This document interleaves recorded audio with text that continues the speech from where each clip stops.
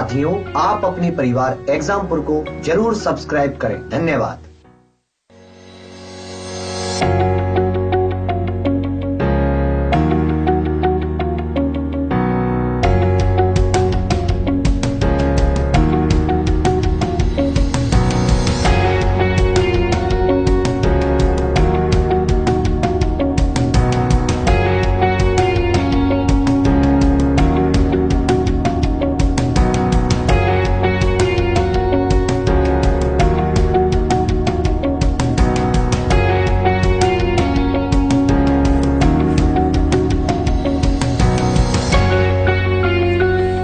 साथियों, आप अपने परिवार एग्जामपुर को जरूर सब्सक्राइब करें। धन्यवाद। जय हिंद मेरे सभी प्यारे भाइयों को, मैं राहुल एक बार फिर से आप सभी का आपके चैनल एग्जामपुर में स्वागत करता हूं। तो जल्दी जल्दी जितने भी विद्यार्थी अभी तक जुड़ चुके हैं, जल्दी से जल्दी सभी के पास, अपने यार दोस्तों के पास शेयर कर दीजिए वीडियो को, जो वो भी जुड़ जाए जल्दी से आकर। और फिर हम अपना जो चैप्टर एलसीएम एचसीएफ है उसका पार्ट 2 आगे बढ़ाते हैं, ठीक है। और आज मैं पहले कुछ चीजें बताऊंगा एलसीएम के बारे में, फिर उसके बाद हम क्वेश्चंस करेंगे कि कैसे जो धावक वाले क्वेश्चन होते हैं कि भाई गोले में भागते हैं 3-3 लड़के तो कितनी देर बाद मिलेंगे, फिर उसके बाद बैल वाले क्वेश्चंस, इस तरह के कैसे हम बिना पेन, मतलब थोड़ा टाइम तो लगेगा बट बनाने की जरूरत नहीं पड़ेगी, कहीं ना कहीं क्वेश्चन पढ़ के भी हम उनका आंसर दे सकते हैं। क्वेश्चन के ही अंदर उनका आंसर छुपा रहता है, बस हमारे को चीजें समझ आनी चाहिए कि वो चीजें क्या कह रहा है। फिर जैसे ऐसे करते करते आगे पूरा कंसेप्ट खत्म कर देंगे। आज एलसीएम और एचसीएफ के बेस पर जो क्वेश्चन होते हैं सारे ले लेंगे, ठीक है। तो एक बार जल्दी से सभी बच्चे आ जाइए और सभी को शेयर कर दो एक बार जल्दी से। और एक बार एक चीज और छोटी सी बता दो, आवाज साफ आ रही है, कोई मिसमैच तो नहीं हो रही, अभी बता दे, क्योंकि अगर बीच में जाके दिक्कत बनती है तो फिर इस दिक्कत को दूर करना थोड़ी सी हो जाती है, दिक्कत बन जाती है, तो फिर बाद में दिक्कत दूर नहीं हो पाती, फिर क्लासेस रेगुलर चलती है। तो जल्दी बताइए कोई आवाज में दिक्कत। राम राम भाई, सभी को राम राम। कोई नहीं, 1-2 दिन शादी में घूम लेना, बट जिसने बच्चे ने कल क्लास नहीं ली थी वो दोबारा से उस क्लास को बाद में जब अपलोड हो जाती है उसके बाद देख लिया करो। गुड मॉर्निंग भाई, ठीक है। तो चलो सभी बच्चे आ चुके हैं और थोड़े से एक बार और शेयर कर दो, जब तक और आ जाएंगे फिर हम आज का टॉपिक, तो कल हमने एचसीएफ का बहुत बड़ा पोर्शन खत्म करा था, आज थोड़ी देर में एलसीएम का खत्म कर देंगे क्योंकि आज 2 घंटे की क्लास है। फिर उसके बाद खत्म करेंगे जो क्वेश्चंस एलसीएम और एचसीएफ दोनों पर बेस होते हैं। तो आज का टॉपिक एलसीएम, तो कहीं ना कहीं एलसीएम आप सभी को निकालना आता होगा, ठीक है। तो सबसे पहले कि किस तरह के क्वेश्चंस आते हैं एलसीएम में, आजकल वो इस तरह के क्वेश्चन पूछने लग गया एलसीएम में। जैसे आप देखिए कहीं पर ऐसे लिख देगा 2 की पावर 3 गुणा में 3 की पावर 2, कहते हैं एक संख्या ये है और दूसरी संख्या दे देगा 3 की पावर 1 गुणा में 2 की पावर 2, कह देगा इन दोनों संख्याओं का एलसीएम ज्ञात करें। लघुत्तम समावर्तक लैस है, लिख देता है हिंदी में, क्या लिख देगा एलसीएम को, लैस है, ठीक है, कि इन दोनों संख्याओं का एलसीएम ज्ञात करें। लैस है तो हम क्या करते थे, हमें क्या करना होता है जब वो इस तरह से पावर वाले क्वेश्चन देगा, हमें देखना है कि सबसे पहले देखो यहाँ पे हमें कौन से अंक दिख रहे हैं, कौन से नंबर, 1 2 दिख रहा है और 1 3 दिख रहा है। इनकी पावरों को नहीं देखना, अभी देखना कौन से दिख रहे हैं, 1 2 दिख रहा है, 1 3 दिख रहा है। अब मुझे ये देखना है कि 2 की जो पावर यहाँ पर 3 है, तो भाई 2 की पावर 3 से अगर कहीं और 2 की पावर उससे बड़ी पा जाए तो हम उसको लेंगे, मतलब विजेता को लेते हैं। जैसे यहाँ पे 2 की पावर 2 है, एलसीएम के अंदर इस 2 की पावर 2 को मैं ले सकता था, पर जैसे ही मैं अगर इधर आऊंगा तो मैंने देखा कि यहाँ पर तो 2 की पावर 3 है, तो 2 की पावर 2 से बड़ा कौन सा है, 2 की पावर 3, तो जो बड़ी संख्या उसे लेंगे, ठीक है, जो विजेता होगा इसके अंदर एलसीएम के अंदर। तो मैंने 2 की पावर 2 ना लेकर क्या ले लिया, इन दोनों नंबरों में से 2 की पावर 3 गुणा में, यहाँ पे 3 की पावर 1 नहीं, वो 3 लिख के देगा हमेशा, ठीक है। 3 की पावर 1 इसलिए लिख दिया जिससे आप समझ सको इसको। अब यहाँ पे 3 की 3 देखेंगे, दूसरा अंक 3 है, तो 3 की 1 बढ़िया, 3 की 2, तो 3 की 2, तो यहाँ 3 की 2 लिख देंगे और यह क्या हो जाएगा, इसका लैस है। वैसे इसे कैलकुलेट भी कर सकते हैं, बट वो इसी तरह से ऑप्शन में देता है कि 2 की पावर 3 गुणा में 3 की पावर 2। ये तो मैंने बहुत छोटा सा क्वेश्चन दिया था, ये चीजें आप समझ सको।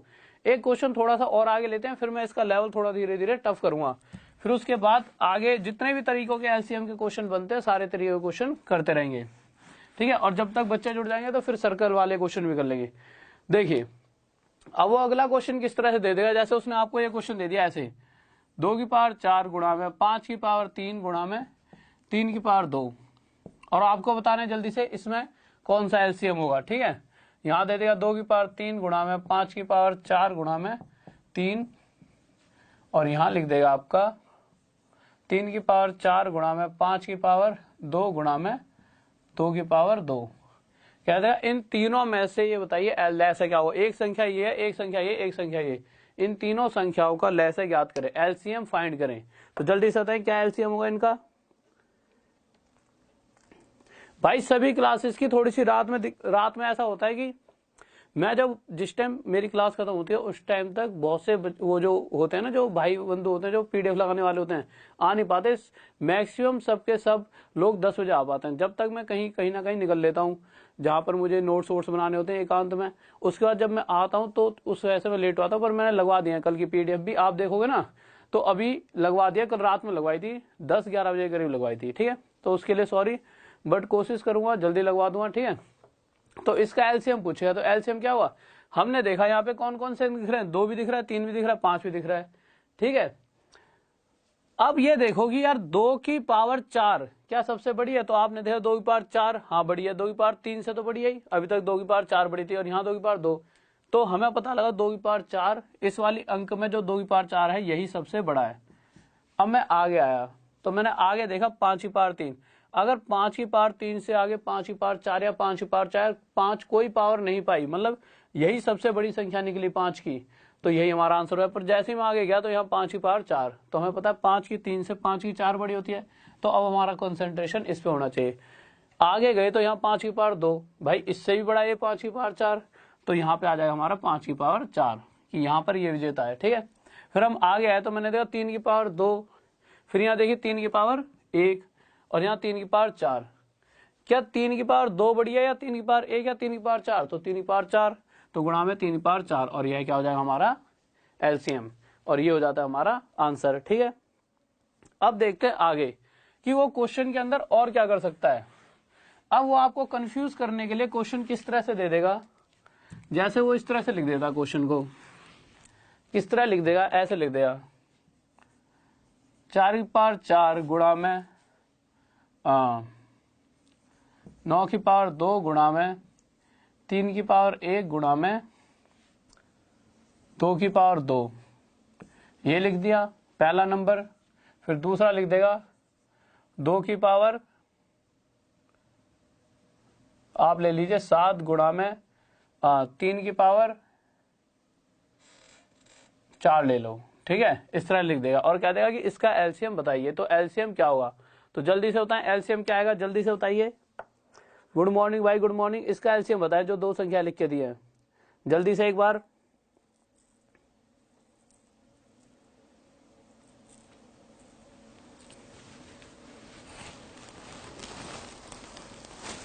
हाँ भाई देखिए, अब बच्चे क्या करेंगे, बच्चे देखेंगे कि यहाँ पर 4 की पावर 4 है।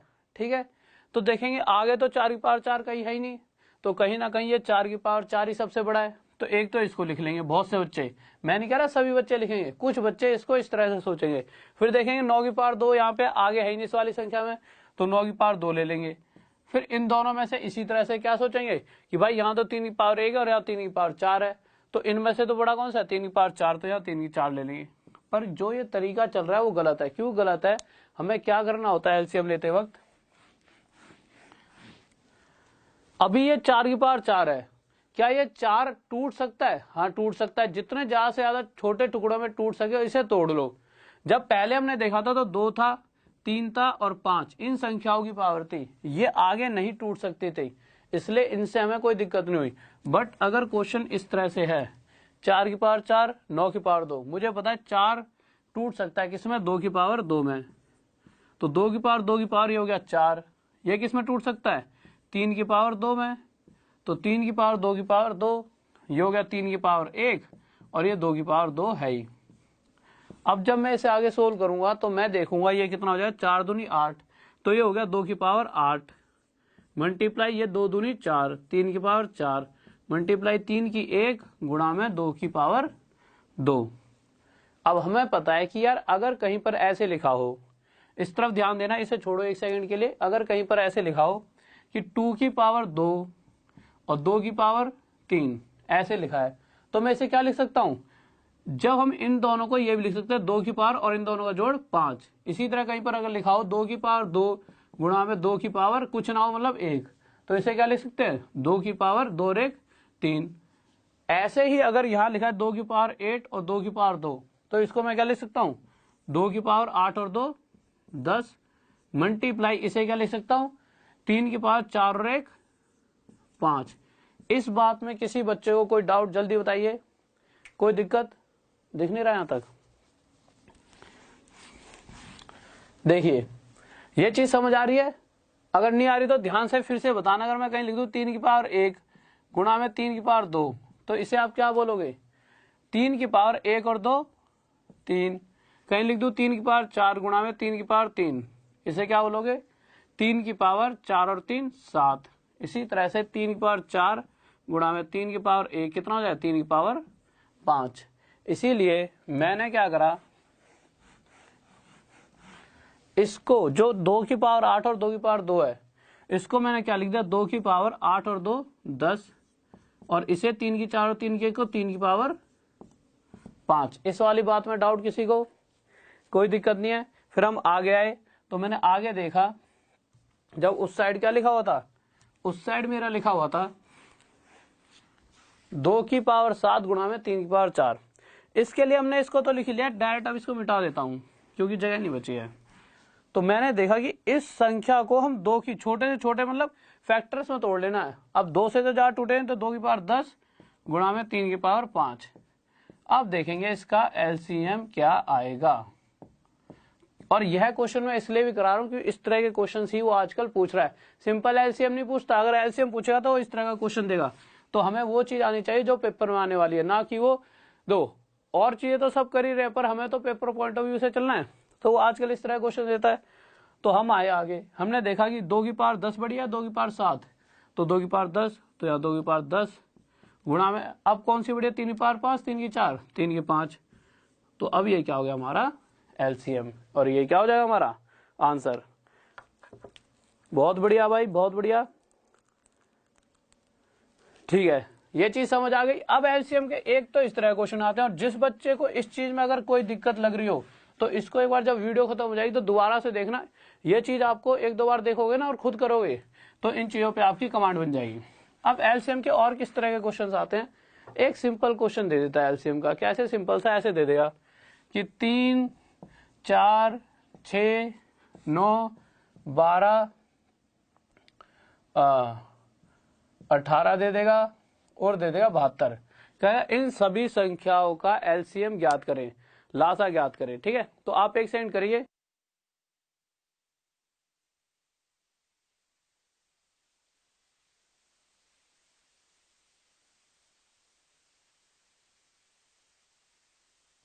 हाँ भाई जल्दी से करें, इस क्वेश्चन का आंसर दे, इसका एलसीएम क्या होगा जल्दी से बताएं।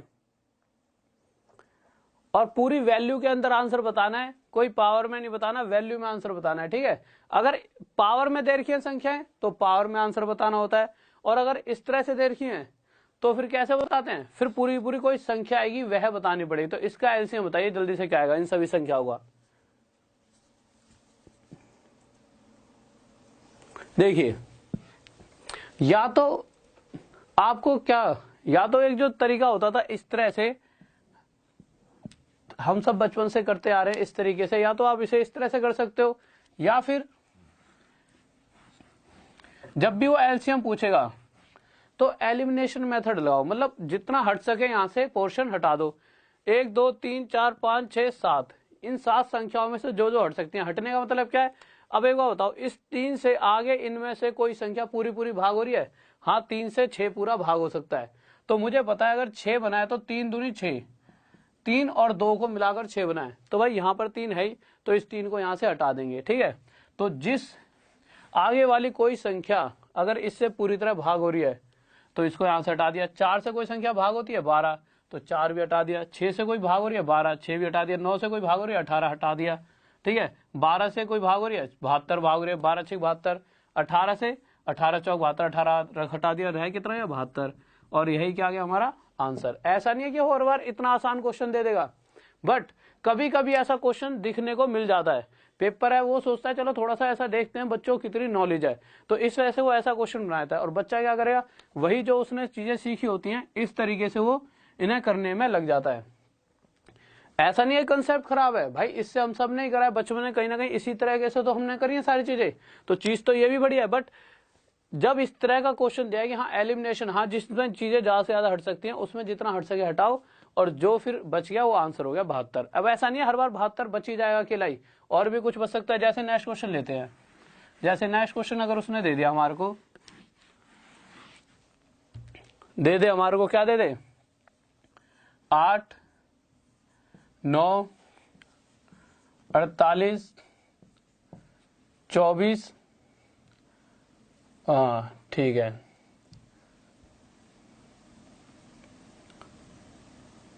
यहाँ पे आप ले लीजिए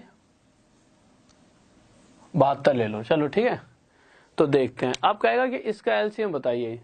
तो अब मैं एलसीएम निकालने लगा इसका, तो मैंने क्या करा, मैंने देखा 8 से कुछ भाग हो रहा आगे, तो 8 6 48 गायब, 9 से भाग हो जाएगा भाई, 9 से 72 भाग होता है, ठीक है, 9 8 72, 9 भी गायब। 48 से इनमें से कोई चीज पूरी पूरी भाग हो रही है, नहीं हो रही। क्या 24 से 48 या 72 में से कोई भाग हो रहा है, दोनों भाग हो रहे हैं, ये भी तो 24 भी खत्म।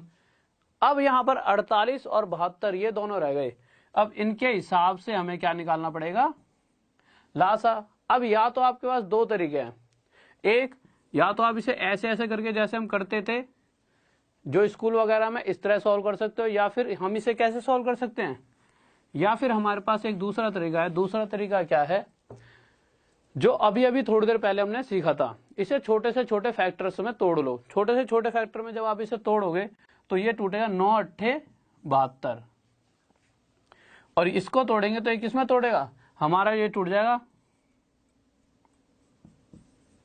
16 3 48। अब यहां से 16 आ गया। अब अगर हम 16 को देखें, छोटे से छोटा 2 की पावर 4 है भाई, इसके अंदर 16 का मतलब क्या होता है, 2 की पावर 4, और 3 मतलब ये 3 की पावर 1 है, तो एक तो ये पोर्शन बन गया। एक आगे देखा तो ये 3 की पावर 2 और ये 2 की पावर 3। तो हमें पता है हमें क्या करना होता है, हम इन दोनों के अंदर देखेंगे कि 2 की पावर 4 बड़ी है कि 2 की पावर 3, तो हमें पता है 2 की पावर 4, तो यहां तो ले लिया 2 की पावर 4, मल्टीप्लाई में 3 की 1 बड़ा है या 3 की 2, तो आप कहोगे 3 की 2, यहाँ 3 की 2 ले लिया। 2 की पावर 4 कितनी होती है 16, गुणा में 3 की पावर 2 कितना होता है 9, तो ये कितना आ जाएगा 144, और यह हमारा क्या आ जाएगा आंसर। बहुत बढ़िया है, बहुत बढ़िया, सब बात सही, बच्चों का आंसर आ चुका है। दिख नहीं रहा, देखना एक बार सर, दिख रहा है क्या, साफ नहीं दिख रहा, ठीक है मैं थोड़ी इंक डाल लेता हूं, ठीक है। ये इसका क्या आ जाएगा आंसर, ये वाली बात समझ चुके होंगे, ठीक है। अब इसके बाद आगे बढ़ते हैं, टाइम कितना हो गया, ठीक है। जब हम आगे बढ़ते हैं तो तीसरा जो क्वेश्चन बनता है वो किस तरह से बनता है, फिर उसके बाद बड़े बड़े क्वेश्चन करेंगे बहुत प्यारे प्यारे से, और वही क्वेश्चन इनसे ज्यादा आजकल वो क्वेश्चन पूछे जा रहे हैं, ठीक है, और उनका तो मैं बहुत प्यारा सा तरीका बताऊंगा आपको। और जो क्वेश्चन अभी बता रहा हूं यही बहुत ज्यादा आता है, फ्रैक्शन वाला। फ्रैक्शन वाला किस तरह से देगा, क्या देगा कि एचसीएफ बताइए। अगर वो एचसीएफ पूछ रहा है तो कल सभी को मैंने एचसीएफ बताया था कैसे निकालते हैं, ठीक है, मैं ऐसे निकालना कल सिखाया था मैंने। अगर वो हमसे एचसीएफ पूछ रहा है और किस चीज का एचसीएफ पूछ रहा है, उसने हमसे दे दिया ऐसे कि बताइए 7/12 11/15 और दे दिया हमारे को 13/20। इसका एचसीएफ ज्ञात करें, क्या निकालना है एचसीएफ। तो जल्दी से बताइए इसका एचसीएफ क्या आएगा, जब तक मैं इंक डाल लेता हूं थोड़ी सी, जल्दी से बताएं।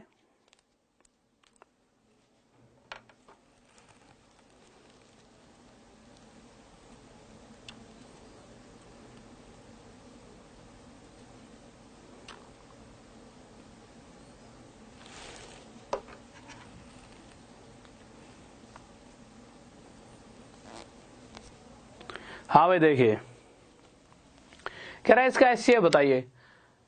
तो यहां पर जो क्वेश्चन बनता है, अगर वो यहां पर एचसीएफ पूछ रहा है, मास आप पूछ रहा है, ठीक है, तो उस कंडीशन में क्या करेंगे, अगर एचसीएफ पूछेगा तो ऊपर वाली संख्याओं का तो हम एचसीएफ निकाल लेंगे। तो आप सभी बताइए ऊपर वाली संख्याओं का एचसीएफ क्या आएगा, 7 11 और 13 का अगर मैं एचसीएफ पूछूं तो कितना आएगा, हमें पता है जो पास वाली दो संख्या है उन दोनों का गैप देखेंगे कितना आ रहा है 2। क्या 2 से ये भाग है तीनों? अगर तीनों भाग हो जाती तो एचसीएफ 2 हो जाता, पर नहीं होंगी क्योंकि ये विषम संख्या है और ये क्या है, एक सम संख्या। जब 2 का फैक्टर बनाएंगे तो 2 एकम 2 ही तो बनेगा।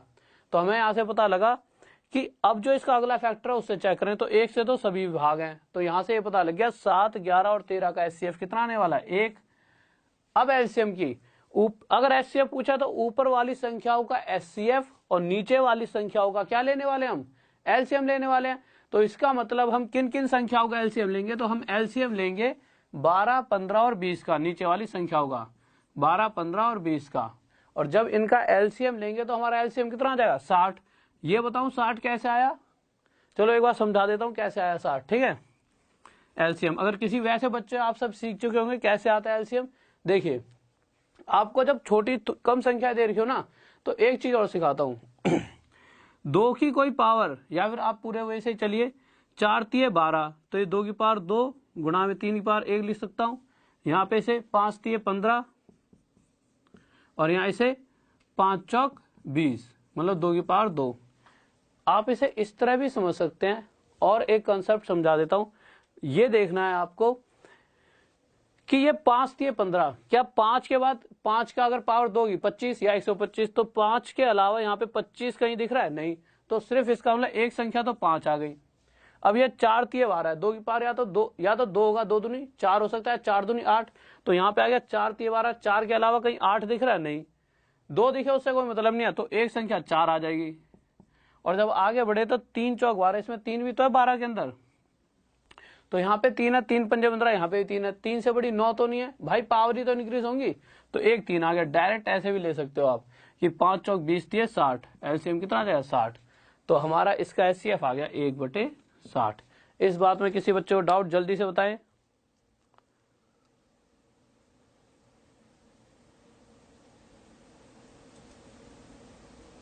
हाँ भाई जल्दी से बताइए, कोई डाउट नहीं है, नेक्स्ट क्वेश्चन करवाता हूं मैं आपको, ठीक है। देखिए अगर वो इस तरह से देता आपको क्वेश्चन,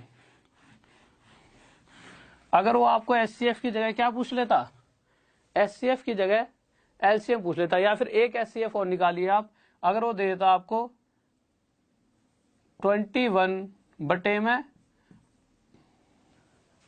इसकी जगह रुको, एचसीएफ की जगह सीधा एलसीएम निकालो। इस बार एक बार एलसीएम ले लेते हैं। अगर वो एलसीएम पूछ लेता, क्या पूछता है एलसीएम, एलसीएम पूछ लेता 12 बटे में 21, और यहां बोल देता हूं आपको 15 बटे में 63, और यहां 20 बटे में 66, और कह देता है इसका एलसीएम लासा ज्ञात करो, लासा ज्ञात करो। तो कंडीशन पिछले वाली क्या थी, उसमें हम एचसीएफ निकालना था, तो मैंने क्या करा था, जब मुझे एचसीएफ निकालना था तो ऊपर वाली संख्या होगा एचसीएफ निकाल लिया था, पर इस बार एलसीएम निकालना है, तो लासा निकालने के लिए ऊपर वाली संख्या होगा क्या निकालेंगे, एलसीएम निकालेंगे। जो बोला है ऊपर वाली संख्या का वही निकाल दो, ठीक है। जब मैं 12, 15 और 20 का एलसीएम निकालूंगा कितना आ जाएगा 60। अब मैं नीचे आया 21, 63 और 66, कौन सी संख्या है 21, 63 और 66, इनका मुझे क्या निकालना है एचसीएफ। समझ रहे होंगे क्यों निकालना है, क्योंकि एलसीएम पूछा तो ऊपर वालों का एलसीएम, नीचे वालों का एचसीएफ। अगर मुझे इनका एचसीएफ निकालना है तो मुझे क्या करना पड़ेगा, इन दोनों संख्याओं के बीच का अंतर देखूंगा कितना है 3, मतलब ऐसा नहीं है इन दोनों के बीच देख लो, मतलब जो पास है, जिससे हमारी कैलकुलेशन थोड़ी सी आसान हो जाए। तो मैंने इन दोनों की संख्याओं के बीच का गैप देखा 3, क्या 3 से 21 भाग है, ये 63, ये भी भाग है, 66 भाग है भाई, 3 से यही भाग हो जाए, ये भी, तो 3 हमारा क्या हो गया एचसीएफ। तो 60 बटे 3 ये हमारा एलसीएम आ गया, काट दो, तो यहां से पता लगा 20 हमारा क्या आ जाएगा एलसीएम, और यह क्या हो जाएगा हमारा आंसर। बहुत बढ़िया, बहुत बच्चों का आंसर भी आ चुका है, गजब, बहुत बेहतरीन, शाबाश शाबाश शाबाश। अब अगला क्वेश्चन और इस तरह का देता हूं, अगर वो हमें ऐसे दे देता क्वेश्चन देता कि एलसीएम निकालो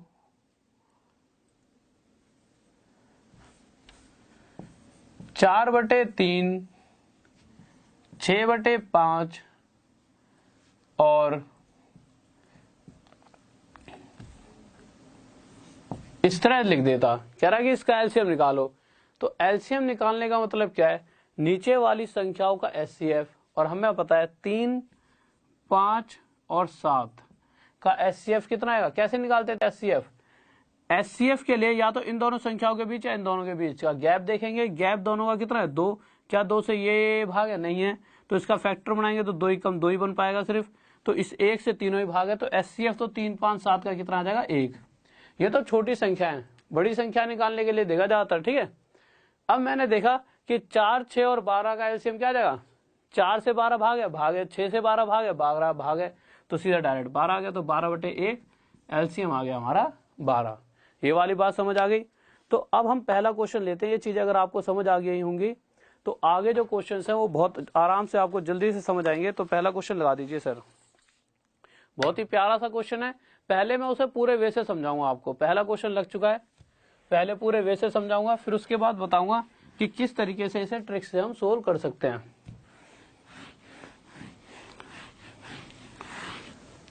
तो पहला क्वेश्चन आपके सामने आ चुका है, जल्दी से करें। बढ़िया भाई बढ़िया, मैं बढ़िया हूं राजन जी, आप बताइए वैसे, और आप सभी कैसे हो। देखिए नेक्स्ट क्वेश्चन क्या कह रहा है हमारा, कह रहा है 12 किलोमीटर लंबे वृत्ताकार मार्ग पर 3 धावक एबीसी एक ही समय पर एक ही बिंदु से तथा एक ही दिशा में क्रमशः 3 किलोमीटर प्रति घंटा, 7 किलोमीटर प्रति घंटा तथा 13 किलोमीटर प्रति घंटा की चाल से दौड़ते हैं। ठीक है, तो आप एक बात बताइए मुझे, अगर मैं आपसे एक बात पूछूं, इसको थोड़ा सा यहां से मिटा देते हैं, इतना ही बहुत है। देखिए अगर मैं आपसे एक बात कहूं कि कहीं पर ऐसे लिखा है कि इस क्वेश्चन से पहले क्वेश्चन और कराना चाहिए था यार मेरे को इन्हें, तो इन्हें ये चीजें जल्दी समझ आ जाती।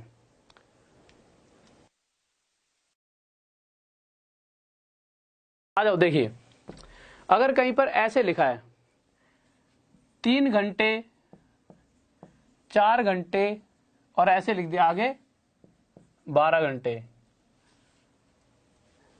मैं अगर इनका आपसे एलसीएम पूछता हूं तो इनका एलसीएम क्या आएगा, तो इनका एलसीएम आएगा 12, पर वो किस में आएगा, घंटे में। क्यों? अगर समय, जैसे मैं कह दूं कि कोई बैल 3 घंटे बाद बजती है, कोई 4 घंटे बाद, कोई 12 घंटे बाद, तो उन सभी का एलसीएम जो आएगा वो आएगा 12 घंटे, कि वह सभी दोबारा 12 घंटे बाद बजने वाली हैं। ठीक है, तो ऐसा करते हैं, इस क्वेश्चन को आप सभी ने कर लिया है वैसे। ठीक है, तो इससे पहले एक बार, आप मैक्सिमम बच्चे इस क्वेश्चन का आंसर गलत दे रहे हैं, इससे पहले एक बार क्वेश्चन आपके लिए दूसरा लगवा देता हूं मैं। तो आप सर एक बार ना इससे पहले वाला क्वेश्चन लगाइए इनके लिए, चौथा क्वेश्चन लगा दें, चौथा क्वेश्चन बैल वाला।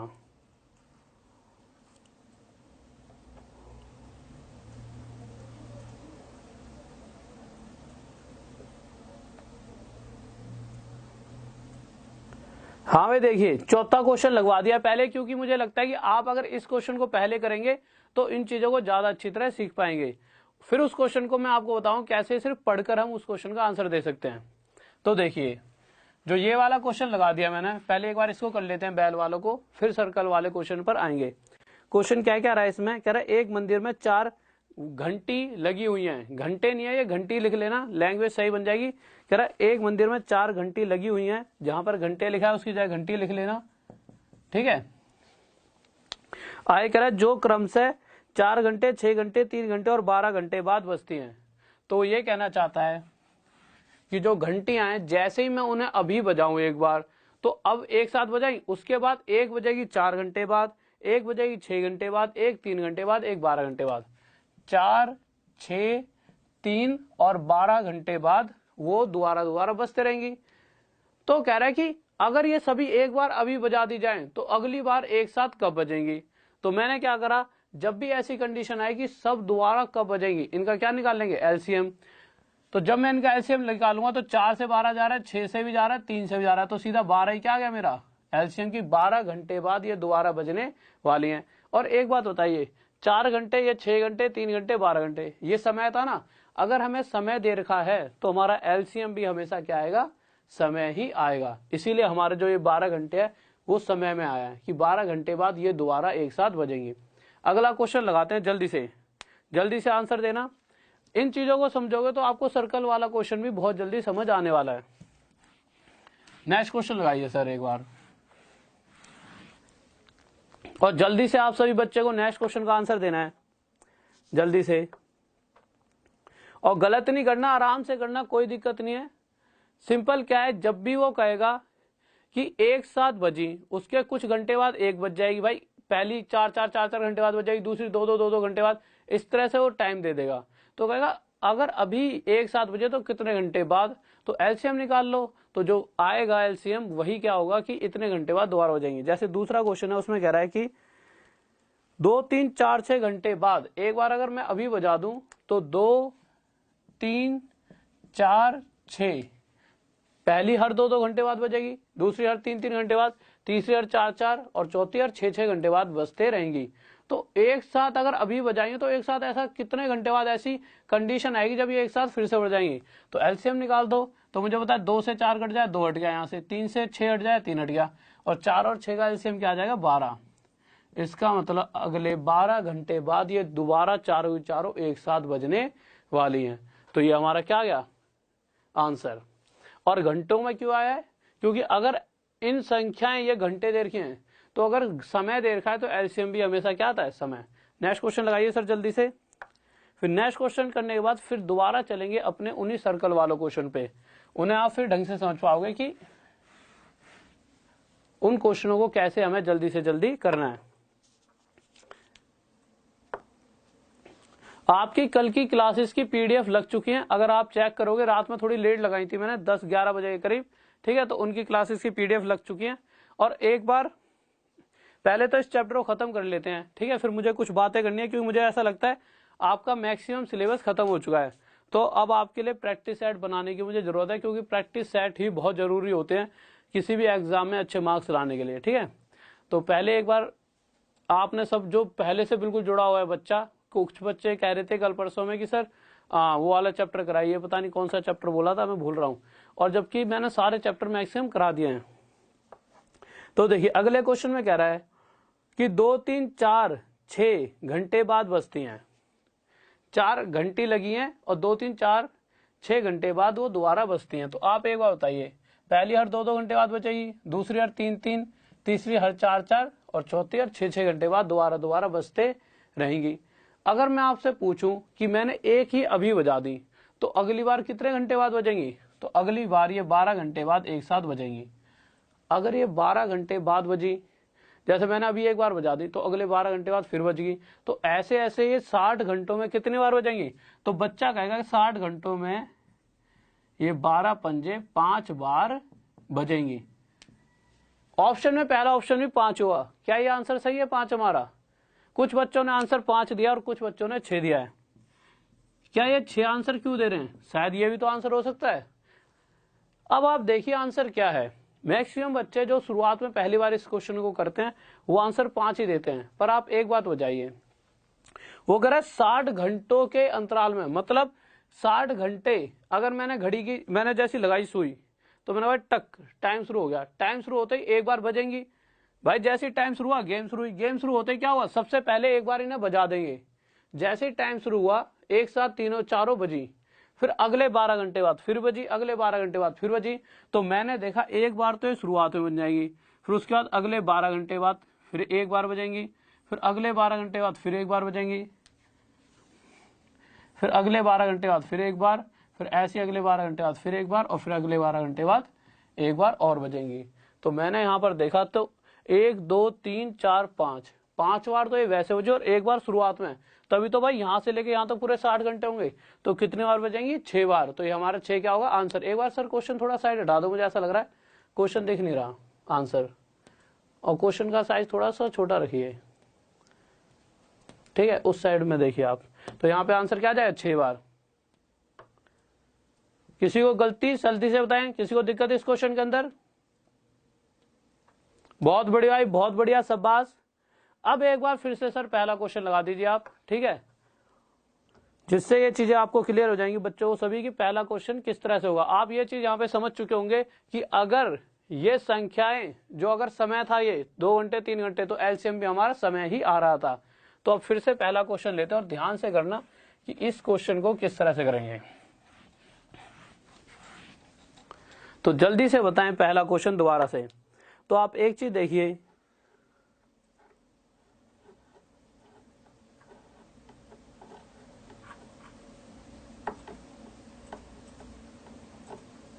देखिए अगर आप पहला क्वेश्चन देखेंगे तो पहला क्वेश्चन कह रहा है एक 12 किलोमीटर लंबा वृत्ताकार मैदान है, हमने ले लिया ये 12 किलोमीटर लंबा। उसके बाद यहां लिख देते हैं 12 किलोमीटर लंबा है, सर्कल है। अब 3 धावक दौड़ने लग गए, अगले किस रफ्तार से? पहला 3 की रफ्तार से भाग रहा है, पहला 3 किलोमीटर प्रति घंटा की रफ्तार से भाग रहा है, दूसरा 7 किलोमीटर प्रति घंटा, और तीसरा 13 किलोमीटर प्रति घंटा। पहला क्वेश्चन मैं आपको समझाऊंगा, दूसरा क्वेश्चन आपको गारंटी देता हूं कि बिना कोई फिगर बनाए क्वेश्चन देखते ही आप आंसर दोगे, चाहे कोई भी बच्चा हो, जितने ही बच्चे भी देख रहे हैं, इतनी गारंटी कि दूसरे क्वेश्चन का आप देखते ही आंसर दोगे, तीसरे का भी आंसर दोगे, चौथे का भी। इस तरह का कोई भी आंसर आए, क्वेश्चन आएगा, अगली बार से आप देखते ही इसका आंसर दे दोगे। किस तरीके से? सबसे पहले कंसेप्ट समझते हैं कि इस क्वेश्चन के अंदर वो कहता क्या है, क्योंकि चीजें अगर समझ आ गई तो हम निकाल सकते हैं कि इसे हम डायरेक्ट कैसे कर सकते हैं। कह रहा है 12 किलोमीटर का ये एक चक्कर है, पहली बारी में वो 3 की रफ्तार से आ रहा है पहले वाला, और उसी टाइम एक जा रहा है 7 की से और उसी टाइम 3 की रफ्तार से। और उसने पूछा है लास्ट लाइन में कि कितने समय बाद, पूछा क्या उसने हमसे? समय। अगर उसने हमसे समय पूछा है तो हमें समय जब निकाल पाएंगे जब हमारे पास यहाँ पे जो संख्या है वो टाइम दे रखा हो। मैंने पिछले क्वेश्चन में क्या करा था, यहाँ पे 3 घंटे, यहाँ 2 घंटे और यहाँ 6 घंटे था। तो अगर मुझे ये पता होता कि हर 3 घंटे में चक्कर लगा लेंगे, अगर टाइम दे रखा होता तभी तो हमारा एलसीएम टाइम में आएगा, पर यहाँ पे तो टाइम है ही नहीं। तो सबसे पहले हम टाइम निकालेंगे कि ये पहले वाला इस पूरे 12 किलोमीटर को कितने समय में तय कर सकता है। तो टाइम निकालने के लिए सिर्फ पहला क्वेश्चन है जिसे पूरे वैसे करा रहा हूं, थोड़ी देर रुकना, फिर चीजें समझ आएंगी हमें डायरेक्ट कैसे करना है। तो टाइम क्या होता है? डिस्टेंस अपॉन में स्पीड। तो पहले वाला कितना समय लगेगा? डिस्टेंस 12 किलोमीटर है, 3 की रफ्तार से इतना टाइम। दूसरे वाले का समय कितना होगा? 12 किलोमीटर की दूरी तय करने में 12/7। तीसरे वाले का समय क्या होगा? 12/13। यही तो आ जाएगा। अब मुझे पता है कि पहले वाला इतने घंटे ले रहा, दूसरे वाला इतने घंटे, तीसरे वाला इतने घंटे, इनका एलसीएम निकालना है। हम एलसीएम कैसे निकालते हैं इनका? हमें पता है एलसीएम निकालने के लिए ऊपर वाली संख्याओं का तो एलसीएम निकालेंगे। तो जब मैं 12, 12 और 12 का एलसीएम लूंगा तो एलसीएम 12 ही आ जाएगा। और नीचे वालों का क्या लेते हैं? एचसीएफ। तो 3, 7 और 13, इसमें तो कोई भी ऐसी चीज नहीं है कि भाई ये एक जैसी तो है ही नहीं, इनमें तो कोई भी ऐसी कॉमन चीज नहीं है जो तीनों को काट पाए। तो एचसीएफ आ जाएगा 1। तो यहां से सीधा आया कि 12 घंटे बाद ये एक बार दोबारा आपस में मिलेंगे।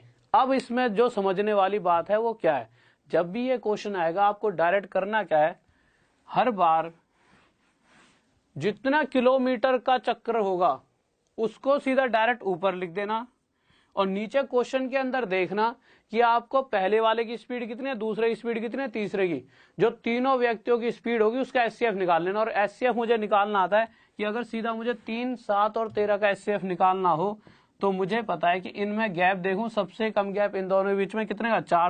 4 से ना ये भागे ना ये भागे, तोड़ूंगा 2 दूनी 4, ना 2 से भागे तो रह कितना गया? 1।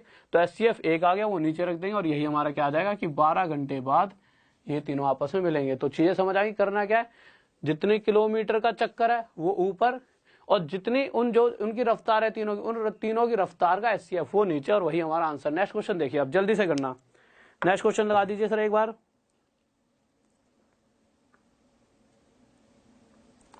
नेक्स्ट क्वेश्चन देखिए। अब आप देखिए आप सभी किस तरीके से नेक्स्ट क्वेश्चन को जल्दी से जल्दी कर पाओगे। नेक्स्ट क्वेश्चन लग चुका है आप सभी के सामने। आपको करना क्या है, आप चीज समझ चुके होंगे, जितने किलोमीटर का चक्कर है उसे ऊपर रख देना, और जो उन तीनों धावकों की स्पीड होगी बस उन तीनों धावकों की स्पीड का एचसीएफ निकाल लेना, जो मैंने कल सिखाया था उस तरीके से, और डायरेक्ट उसे नीचे रख के वो हमारा आंसर आ जाएगा। ठीक है, तो नेक्स्ट क्वेश्चन देखिए क्या कह रहा है वो। तो नेक्स्ट क्वेश्चन में कह रहा है कि 120 किलोमीटर का चक्कर है। तो पूरे वे से ना जाकर मैं डायरेक्ट बता दूं, मैंने क्या कहा, जितने किलोमीटर का चक्कर है वो तो ऊपर लिख दिया। अब जो तीनों की धावकों की, जो तीनों रेसर है जो दौड़ लगा रहे हैं, उनकी स्पीड देखी। पहले वाले की स्पीड 21, दूसरे वाले की स्पीड 63 और तीसरे की 66। यही दे रखी है, यही दे रखी है। अब 21, 63 और 66 का एचसीएफ निकाल लेंगे। कितना आएगा? मुझे पता है एचसीएफ निकालने के लिए तीनों संख्याओं में से जिन दो के बीच सबसे कम गैप हो वो देखेंगे। तो दोनों संख्या कौन सी है, इन दोनों के बीच कितना गैप है 3। क्या 3 से 21 भाग है, आपका है। क्या 3 से 63 भाग है, 3 से 66 भाग है। अगर इस 3 से ये तीनों संख्याएं भाग हैं तो ये एचसीएफ हो गया। तो 3 नीचे रख देंगे बस। 3 से जब हमने भाग दिया 3 चौक 12, 40 घंटे बाद ये दोबारा एक साथ मिल जाएंगे। क्या इसके अंदर हमने बहुत बड़ी गणित लगाई है, नहीं, बस एक बार कंसेप्ट समझा, उसके बाद डायरेक्ट हमने इसको यहाँ पर आंसर दे दिया। इस चीज को आप सब समझ गए होंगे। बहुत बढ़िया, सब बात सही, बच्चों को आंसर आ रहा है। इसी तरह अब नेक्स्ट क्वेश्चन का आंसर देना है, और अगली बार से कभी ये क्वेश्चन आए, कोई चक्कर वक्कर नहीं बनाना, गोला कोई स्पीड नहीं निकालनी, डायरेक्ट इस तरह से आंसर देना है। नेक्स्ट क्वेश्चन देखिए अब जल्दी से, और सभी बच्चों को आंसर आना चाहिए। जल्दी से नेक्स्ट क्वेश्चन का आंसर दें, जल्दी देखिए नेक्स्ट क्वेश्चन क्या कह रहा है। बहुत बढ़िया भाई, बहुत बढ़िया। नेक्स्ट क्वेश्चन देखिए क्या कहना चाहता है। नेक्स्ट क्वेश्चन आ चुका है। नेक्स्ट क्वेश्चन कह रहा है कि 621 किलोमीटर लंबे वृत्ताकार मार्ग पर, इस बार कितना, मैंने क्या कहा, जितने किलोमीटर लंबा वृत्ताकार मार्ग है डायरेक्ट उसे ऊपर लिख दो 621। उसके बाद नीचे क्या लिखना है, जो तीनों की स्पीड है, तीनों की स्पीड क्या है, पहले वाले की 63 है, दूसरे वाले की कितनी देर की है 81 किलोमीटर प्रति घंटा, और तीसरे वाले की 83। एचसीएफ निकाल लो इनका, जो एचसीएफ आएगा उससे इसे भाग दे देना। जब मैंने एचसीएफ निकाल कर देखा तो इन दोनों संख्याओं में सबसे कम गैप है, इन दोनों का अंतर देखा कितना आ रहा है 2। तो मैंने देखा क्या 2 से ये 63 भाग होगा, नहीं, 81 भी नहीं है, 83 भी नहीं है। तो 2 का मैंने फैक्टर बनाया, कितना बनेगा 2 एकम 2। तो अब जो दूसरी संख्या रही जो एचसीएफ हो सकती है वो हो गई 1। 1 से ये भी भाग है, ये भी भाग है, ये भी भाग है, 1 से तो सभी संख्याएं भाग होती हैं। तो मुझे पता लगा इसका इन तीनों संख्याओं का एचसीएफ कितना 1, उससे इसे भाग दे दो तो कितना है 621 घंटों बाद यह दोबारा आपस में मिलने वाले हैं। बहुत बढ़िया भाई, बेहतरीन, गजब, सही बच्चों का आंसर आ चुका है। Good morning, good morning. किसी बच्चे को अब इसके अंदर डाउट जल्दी बताइए, कोई दिक्कत नहीं है। अगला क्वेश्चन लगवाएं। कहां तक हो गए थे हमारे क्वेश्चन, वैसे 6ठे तक हो गए थे, तो 7वां क्वेश्चन लगा दीजिए एक बार जल्दी से। 7वां क्वेश्चन लगा दीजिए जल्दी से। हाँ भाई देखिए, एक सेकंड, हाँ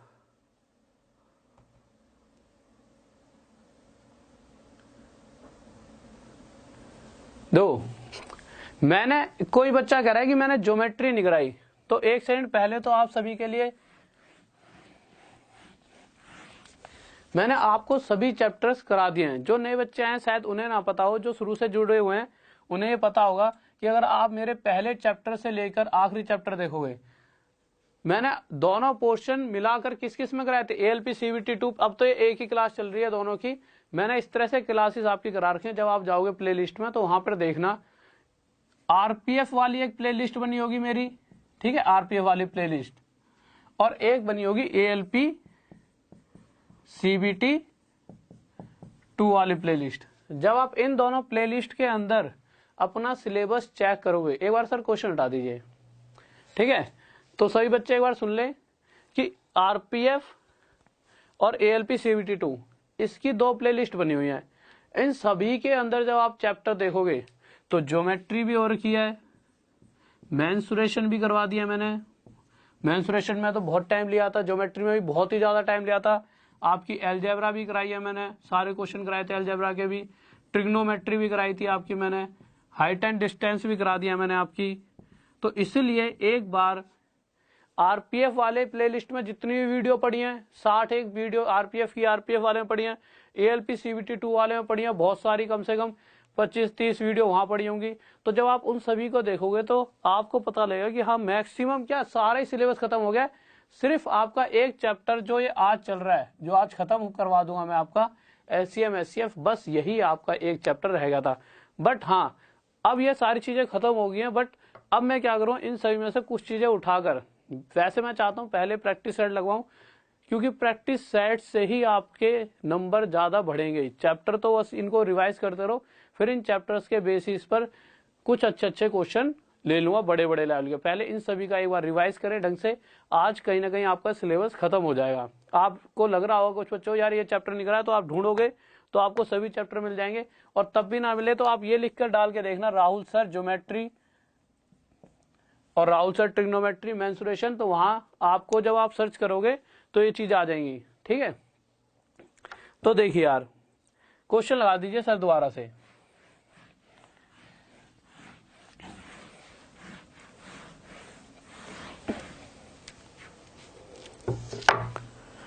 क्वेश्चन क्या कह रहा है वह छोटी से छोटी संख्या क्या होगी जो 20, 15, 12 से पूरी तरह विभाजित हो जाएगी। तो अभी तक हम यही तो सीख रहे हैं कि अगर मैं ये देखना चाहूं कि 20 से भी भाग हो जाए, वो 15 से भी, और क्या है 12 और 12, इन तीनों संख्याओं से कोई छोटी से छोटी संख्या निकालनी हो जो अगर भाग करें उस संख्या को तो भाग हो जाए पूरी तरह से, तो हम क्या करते हैं एलसीएम निकाल लेते हैं। एलसीएम क्या आएगा इन तीनों संख्याओं का 60।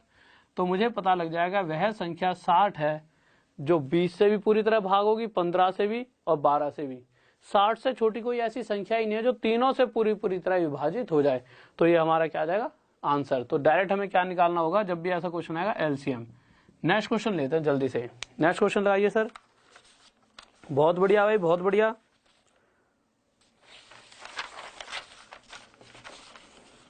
नेक्स्ट क्वेश्चन क्या कह रहा है आपका। अब देखिए कि क्वेश्चन को वो कैसे लेवल को धीरे धीरे बढ़ाएगा। हम बहुत लेवल को बढ़ाते बढ़ाते चलेंगे, और मैंने इसका एलसीएम निकालना इसलिए नहीं बताया अभी तक, ये बहुत बार बता दिया पहली वीडियो में शुरुआत में कैसे एलसीएम निकालेंगे। ठीक है, और ज्यादा क्वेश्चन मैं करा लूंगा इसी बहाने, नहीं तो आपको एलसीएम तो मैं पहले समझा चुका हूं। अब जैसे अगला क्वेश्चन है, कह रहा है कि सबसे छोटी संख्या कौन सी है। सर अगला 8वां क्वेश्चन लगा दिया आपने। सबसे छोटी संख्या कौन सी है जिसे यदि 4, 6, 8, 12 से भाग दिया जाए तो प्रत्येक दशा में 2 शेष बचे। सबसे पहले तो मैं एक ऐसी संख्या निकाल लेता हूं जो 2, 4, 6, 8 और 12 से पूरी तरह भाग हो जाए। मैंने देखी भाई 4, 6, 8 और 12 से जो संख्या पूरी तरह भाग हो जाएगी वो कौन सी होगी। तो मैंने एलसीएम लिया, तो इनका एलसीएम कितना आ गया 24। इस बात में किसी बच्चे को और दिक्कत होगी 24 कैसे आया, तो देखिए जब वीडियो खत्म हो जाएगी तो आप खुद निकाल के देख लेना कैसे कैसे आता है, जिससे प्रैक्टिस हो जाएगी। अगर मैं करा दूं इतनी छोटी छोटी संख्याओं का भी तो आप प्रैक्टिस नहीं करोगे बाद में। तो एलसीएम आ जाएगा 24। इस एलसीएम का मतलब क्या है कि अगर मैं 4 से 24 को भाग दूंगा पूरी तरह भाग हो जाएगा, 6 से भी 24 पूरी तरह भाग, 8 से भी 24 पूरी तरह भाग, 12 से भी 24 पूरी तरह भाग। अगर ये पूरी तरह भाग हो रही है, अगर मैं इसमें कुछ भी जोड़ दूं तो वही शेष बच जाएगा, और शेष बचाना कितना है 2। तो अगर मैं इसमें 2 जोड़ दूं तो 4 से भाग दूंगा तो 2 शेष बच जाएगा इस बार, 6 से भी। तो मैंने इसमें 2 जोड़ दिया, क्यों 2 ही तो शेष बचाना है, तो संख्या हो गई 6। तो वह संख्या कितनी होगी 26, और हमारा ये क्या आ जाएगा आंसर। किसी बच्चे को डाउट। नेक्स्ट क्वेश्चन लेते हैं जल्दी से। तो नेक्स्ट क्वेश्चन लगा दीजिए सर जल्दी से एक बार। देखिए इसके बाद अगला क्वेश्चन, हर क्वेश्चन के बाद लेवल आपका बढ़ता रहेगा। पिछला क्वेश्चन थोड़ा हल्के लेवल का था, इसमें आपको पता लगा शेष निकालने के लिए क्या करते हैं, अगले क्वेश्चन में और आपको पता लगेगा। ठीक है, कि आगे और अगला टफ लेवल मैंने कर दिया है, जिस क्वेश्चन को अक्सर बच्चे छोड़ दिया करते हैं। अगला क्वेश्चन आप देखिए, इस क्वेश्चन को अक्सर बच्चा छोड़ दिया करता है। ठीक है, क्वेश्चन क्या रहा है पहले ध्यान से पढ़ लो, क्योंकि कम से कम अगर आप इस क्वेश्चन को पढ़ोगे बार बार तो आप समझ पाओगे क्वेश्चन क्या रहा है। एक बार निकाल के देखिए, गलत सही जैसा भी आता है, फिर उसके बाद मैं इस क्वेश्चन को करवाता हूं। ठीक है,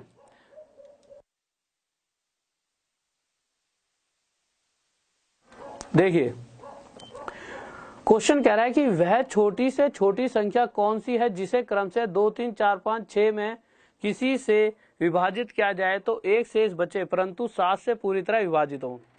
तो हमें यह तो निकालना आता ही है। क्या निकालना आता है कि इससे पिछला क्वेश्चन हमने ये सीख लिया था कि अगर 2 शेष बचाने तो कैसे बचाना है। कैसे बचाना था, तो सबसे पहले हम एक शेष बचाने के लिए क्या करेंगे, तो हमें संख्या दे रखी है 2, 3, 4, 5, 6। फर्स्ट स्टेप जो सबसे पहला क्वेश्चन, सबसे पहले वो संख्या निकालेंगे जो 2 से, 3 से, 4 से और 5 से और 6 से पूरी तरह भाग हो जाए। वो संख्या क्या आएगा, इनका एलसीएम हमने निकाला। एलसीएम कितना आ गया इसका, एलसीएम आ गया हमारे पास इसका 60। 60 2 से ही भागे, 3 से भी, 4 से भी, 5 से भी और 6 से भी, ये हमारा एलसीएम आ गया। हम आगे बढ़े, जब हम आगे बढ़े तो मुझे एक संख्या अगर मैं सिर्फ ये पूछी होती क्वेश्चन में कि 2 से भाग देने पर शेष 1 बचे, 3 से भाग देने पर शेष 1, तो मैं क्या करता सीधा इसके अंदर 1 जोड़ता और आंसर क्या हो जाता 61।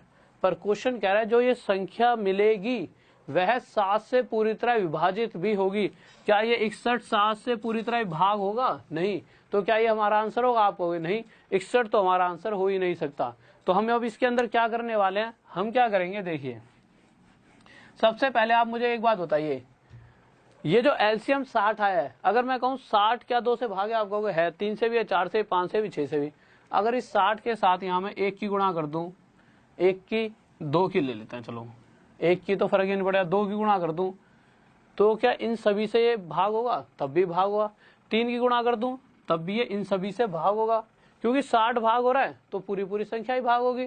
4 गुणा कर दूं तो इसका मतलब अगर मैं यहाँ पर एक संख्या 4 गुणा कर दूं 60 के साथ, तो क्या इन सभी 5 संख्याएं से ये भाग है? सॉरी 4 नहीं, के गुणा करते हैं तब भी भाग है। तो मैंने इसके साथ एक संख्या के गुणा कर दी। अगर मैं इसके साथ के मतलब कोई भी संख्या हो सकती है, तो क्या ये इन सभी संख्याओं से भाग है? आप कहोगे है पूरी तरह भाग। हमारे पास एक संख्या ऐसी आ गई जो इन सभी संख्याओं से पूरी तरह भाग है। साथ में अगर शेष 1 बचाना है तो इसके साथ 1 जोड़ देंगे, तो मेरे पास एक संख्या आ गई 60 के प्लस 1, जो कि इन सभी संख्याओं से पूरी तरह क्या हो जाती है? भाग हो जाती है। अब मुझे वो संख्या चाहिए जो 7 से पूरी तरह भाग हो जाए। अगर यही संख्या रही होती तो 7 से जब 60 के को भाग दूंगा तो 7 अट्ठे 56, तो 56 के इस 60 के में से 56 के हिस्सा, मतलब के की जगह 1 रख दो, 2 रख दो, 3 रख दो, 7 से हर बार ये भाग हो जाएगा। हमारे पास बच गया 4 के प्लस में 1। इस हिस्से को और भाग करना है 7 से। इसको आप इस तरह समझिए, अगर कहीं पर जैसे ऐसे लिखा है 7 लिखा है, क्या ये 7 से भाग है? अगर मैं 7 की जगह यहां लिख देता 10, तो मैं कहता क्या ये 7 से भाग है? आप कहते नहीं। तो ये 7 से भाग कब हो सकता है? तो मैंने क्या करा, इस 10 में से 7 तो हटा दिया अलग, प्लस रख दिया 3, क्योंकि ये 7 तो 7 और 3 10 बनना है ना, तो 7 तो मुझे पता है इस 7 से भाग हो जाएगा। अब मैं ये देख रहा हूँ यार यहाँ पे 3 शेष बच रहा है, इसमें और क्या जोड़ूं? मुझे पता लग गया, इसमें और 4 जोड़ दूंगा, 3 और 4 7, तब जाके ये भी 7 भाग हो जाएगा 7 से।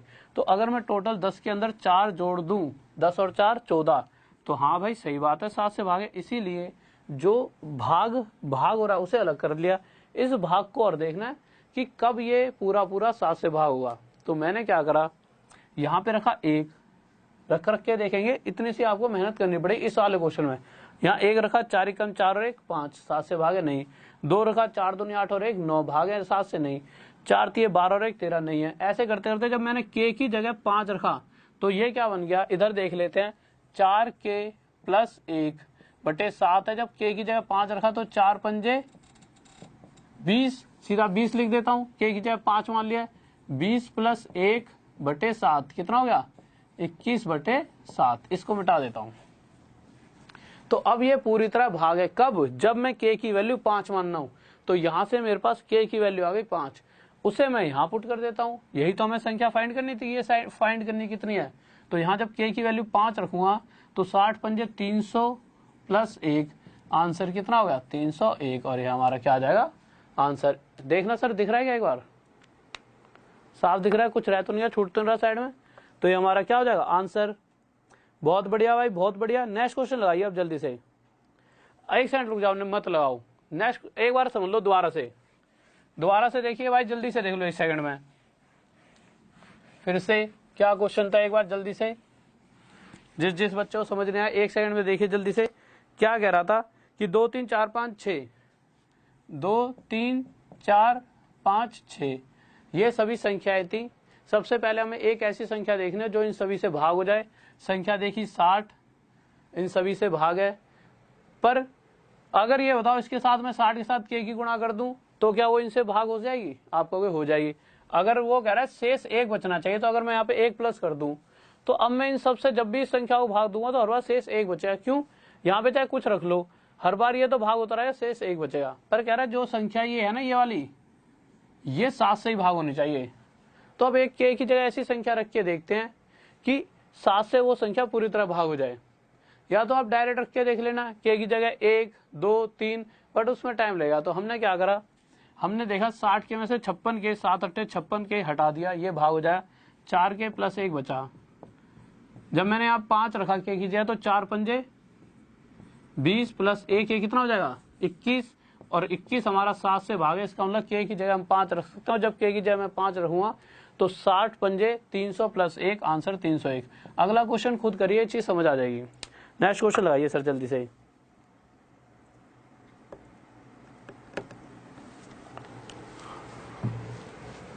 हाँ भाई नेक्स्ट क्वेश्चन लगाइए।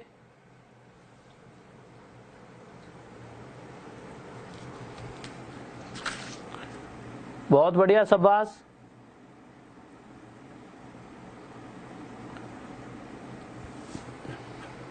हाँ भाई योगिंदर जी कह रहे हैं कि इसका एलसीएम 30 आएगा। तो बच्चे आप इधर देखो योगिंदर, अगर क्या ये 30 4 से पूरी तरह भाग है, ये यहाँ पे 4 लिखा हुआ है, क्या इस 4 से 30 भाग है? नहीं। तो जो एलसीएम होता है वो हमेशा इन सभी संख्याओं से पूरी तरह भाग होगा ही होगा। तो ये 30 इसका एलसीएम नहीं है, ठीक है, एलसीएम इसका 60 ही आएगा। तो आप एक बार ध्यान से करें, दोबारा आपने शायद यहाँ पे छोटी सी गलती कर दी है। नेक्स्ट क्वेश्चन देखिए, जल्दी से करिए। नेक्स्ट क्वेश्चन क्या कर रहा है? नेक्स्ट क्वेश्चन क्या कर रहा है? कह रहा है इस बार संख्या दे रखी है 5, 6, 8, 9, 12। ठीक है, क्या संख्या दे रखी है? 5, 6, 8, 9, 12। तो मैंने लिख लिया 5, 6, 8, 9, 12। अब मैं आपसे पूछूंगा कि सबसे पहले हम क्या करेंगे, ये दिख रहा है साफ? तो आपसे पूछूंगा सबसे पहले क्या करेंगे, तो आप कहोगे सबसे पहले ऐसी संख्या देखनी है जो इन सभी से पूरी तरह विभाजित हो जाए। तो मैंने देखा यहाँ पे सबसे 8, 9 और क्या है 5, 8 पंजे 40, 4 9 जा 36, तो 360। इसका एलसीएम कितना आ गया? 360। तो यहां से मुझे पता लगा कि वो संख्या 360 है जो 5, 6, 8, 9 और 12 से पूरी तरह भाग हो सकती है। फिर मैं आगे बढ़ा, जब मैं आगे बढ़ा तो उसने ये कहा है कि इसके अंदर एक शेष और बचना चाहिए। तो मैं क्या कर सकता हूं, मैं इसके साथ एक जोड़ सकता हूं, यही तो कर सकता हूं। पर एक जोड़ने के बाद जो ये संख्या बनेगी ये 13 से पूरी तरह भाग नहीं होगी। क्वेश्चन चाहता है ये संख्या 13 से ही भाग हो। तो आप अब मुझे एक चीज बताइए, क्या 360 के अंदर मैं 2 जोड़ूंगा, गुणा करूंगा 2 की, तो क्या इनसे वो भाग नहीं होगी? भाई भाग हो जाएगी, चाहे 2 की गुणा कर लूं चाहे 3 की, इन पांचों संख्याओं से ये हर बार भाग होते रहेगा। इसका मतलब अगर मुझे एक संख्या ये पता लगानी हो जो इन सभी से भाग हो सकती है, मैंने उसे मान लिया 360 गुणा में k, और हर बार शेष एक बचे तो ये पूरी भाग हो जाएगी। शेष एक बचाने के लिए एक जोड़ना पड़ेगा। तो ये संख्या है जो पूरी की पूरी हर बार इनसे भाग होगी और साथ में एक शेष भी देगी। अब मुझे ऐसी चीज देखनी है कि यहाँ पे k की कोई ऐसी वैल्यू रख दूं कि जिससे रखते ये पूरी संख्या 13 से भाग हो जाए। अब भाई पूरी इतनी बड़ी में रखूंगा तो टाइम लगेगा, तो मैंने इसे और छोटा करने के लिए जितना हिस्सा इसमें भाग हो सकता है 13 से जो भाग हो जाएगा, 360 के का हिस्सा जो भाग हो जाएगा 13 से, वो मैंने बाहर निकाल दिया। 13 दूनी 26, बच गया 100, 13 सत्ते 91, बच गया 9। तो इसमें से इतना हिस्सा पूरा गायब हो गया, बस 9 के बचा। तो बस 9 के और इधर प्लस 1, ये हिस्सा मुझे चेक करना है कि ये किस कंडीशन पे k की ऐसी क्या वैल्यू रखी जाए कि ये हिस्सा भी 13 से भाग होने लग जाए। अगर ये हिस्सा भी 13 से भाग हो जाएगा तब उस जो k की वैल्यू आएगी उसे यहाँ पुट करेंगे और हमारा आंसर आ जाएगा। तो मैंने देखा, तो अभी मुझे पता लगा कि 13 91 जाता है, 13 सत्ते 91। तो यहाँ पे k की वैल्यू मैंने 10 लेके देखी, तो 90 और 1 91 और 13 सत्ते 91। तो मैंने देखा कि यार k की वैल्यू मैं 10 ले सकता हूँ। तो मैंने यहाँ पर k की वैल्यू क्या रख दी 10, और 360 के साथ 10 की गुणा करूंगा तो 3600 हो जाएगा, और प्लस में 1 करूंगा तो 3601। इसका क्या आ जाएगा आंसर? बहुत बढ़िया भाई, बहुत बढ़िया, शाबाश, बहुत बेहतरीन। किसी बच्चे को इसमें डाउट जल्दी बताएं। बहुत बढ़िया, बहुत बढ़िया। नेक्स्ट क्वेश्चन लगाइए सर। नेक्स्ट क्वेश्चन की तरफ आ जाइए जल्दी से।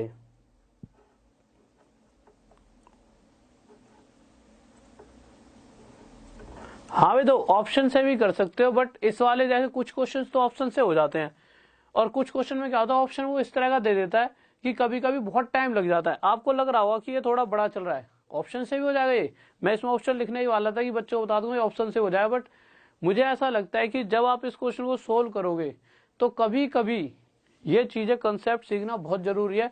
ऐसे ऑप्शन दे देता है वो बड़े बड़े, और क्वेश्चन इतना बड़ा फंसा देगा कि इस तरीके से करने पर तो क्वेश्चन सॉल्व हो जाता है। ऑप्शन से भी हो जाएगा 100%, ऑप्शन से तो हर बार हुआ, पर कहीं ना कहीं बहुत ज्यादा टाइम लग जाता है। तो इस तरीके से करना सीख लो, अच्छी बात है।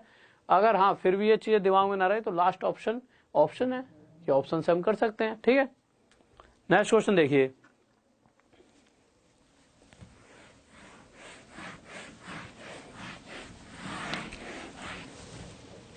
देखो क्या कह रहा है क्वेश्चन में, कह रहा है वह छोटी से छोटी संख्या क्या है जिसे 12, 15 तथा 16 से भाग देने पर शेषफल। 11वां क्वेश्चन जो है आपका थोड़ा गलत है। ठीक है, तो 11वां क्वेश्चन ये हटा दीजिए सर, ये गलत है, एक बार ये हटा दे, 11वां गलत है, 12वां 13वां लगा दे, 12वां सॉरी। हाँ भाई 11वें क्वेश्चन में थोड़ी सी गलती थी, ठीक है, इसलिए मैंने 12वां क्वेश्चन लगवा दिया। 12वें क्वेश्चन को देखिए आप। हाँ अब क्वेश्चन आया जो आपका, अब इसे देखिए, उस क्वेश्चन में थोड़ी सी गलती थी। ठीक है, 11वें क्वेश्चन में, 12वें क्वेश्चन पे आ जाइए। थैंक यू भाई, थैंक यू। देखिए अब अगले क्वेश्चन में देखते हैं, कह रहा है कि वह छोटी से छोटी संख्या क्या है जिसे 24, 32, 36 से 24, 32 और अगली संख्या ले रखी है 36। ठीक है, 24, 32, 36 से भाग देने पर शेषफल कितना रहेगा, 19, 27 और अगला क्या दे रखा है 31। ये शेषफल रहना चाहिए। तो जब भी इस तरह का क्वेश्चन आ जाए तो आपको करना क्या है, इससे पिछला क्वेश्चन थोड़ा गलत टाइप हो गया है, ठीक है, इसलिए वो हटवा दिया था। सेम इसी तरह क्वेश्चन था वो, कोई दिक्कत नहीं है, इसी तरह का था वो। तो हमें क्या करना है, इन तीनों संख्याओं का एचसीएफ, जो भी संख्या दे रखी है, एक सेकंड, ये 24 लिखा हुआ है आपका, इनका एचसीएफ देखेंगे। आपको अब मैं बताता हूँ यार एचसीएफ देखते कैसे हैं। देखो यहाँ पे 9 चौक 36 है, तो 3 से भी जाएगा ये, पर 9 से भी जा रहा है। 9 के बाद 3 के बाद 3 27 आती है, तो 27 से तो कोई भी संख्या जा नहीं रही, तो एक 9 सबसे बड़ी से बड़ी, 3 का फैक्टर 9 आ जाएगा, 4 का फैक्टर पूरा पूरा 32 आ जाएगा, और ये भी 8 थी 24, तो 8 से फैक्टर पड़ा तो 32 ही है, तो 9 गुणा में 32, ये कहीं ना कहीं इसका क्या जाएगा एलसीएम। तो निकाल के देखा तो कितना आ जाए, 9 दूनी 18 का 8, हासिल 1 9 27, ये आ गया 278। 9 दूनी 18 8, हासिल 1 9 सॉरी 288, ये हमारी संख्या आ गई। ये एलसीएम है। सर क्वेश्चन थोड़ा सा उधर कर दीजिए। ये एलसीएम आ गया, किन संख्याओं का, इन संख्याओं का एलसीएम आ गया कि अगर इन संख्याओं से इसको हम भाग देंगे तो ये पूरी तरह भाग है। पर वो कह रहा है हर कंडीशन में इतना इतना शेष बचे, अलग अलग है ना। तो इस तरह के क्वेश्चन में क्या करते हैं, इनका गैप देखते हैं कितना है, -5, यहाँ पे कितना है -5, ये कितना है -5। तो जितना कम कम है उतना ही इसमें से घटा देंगे, और यह हमारा क्या आ जाए 283 आंसर। ये हमारा आंसर आ गया। ठीक है, किसी को डाउट इसके अंदर, कोई दिक्कत नहीं है, बहुत बढ़िया सकबाज, बहुत बढ़िया भाई, बहुत बढ़िया सकबाज। अब नेक्स्ट क्वेश्चन देखिए आज जल्दी से।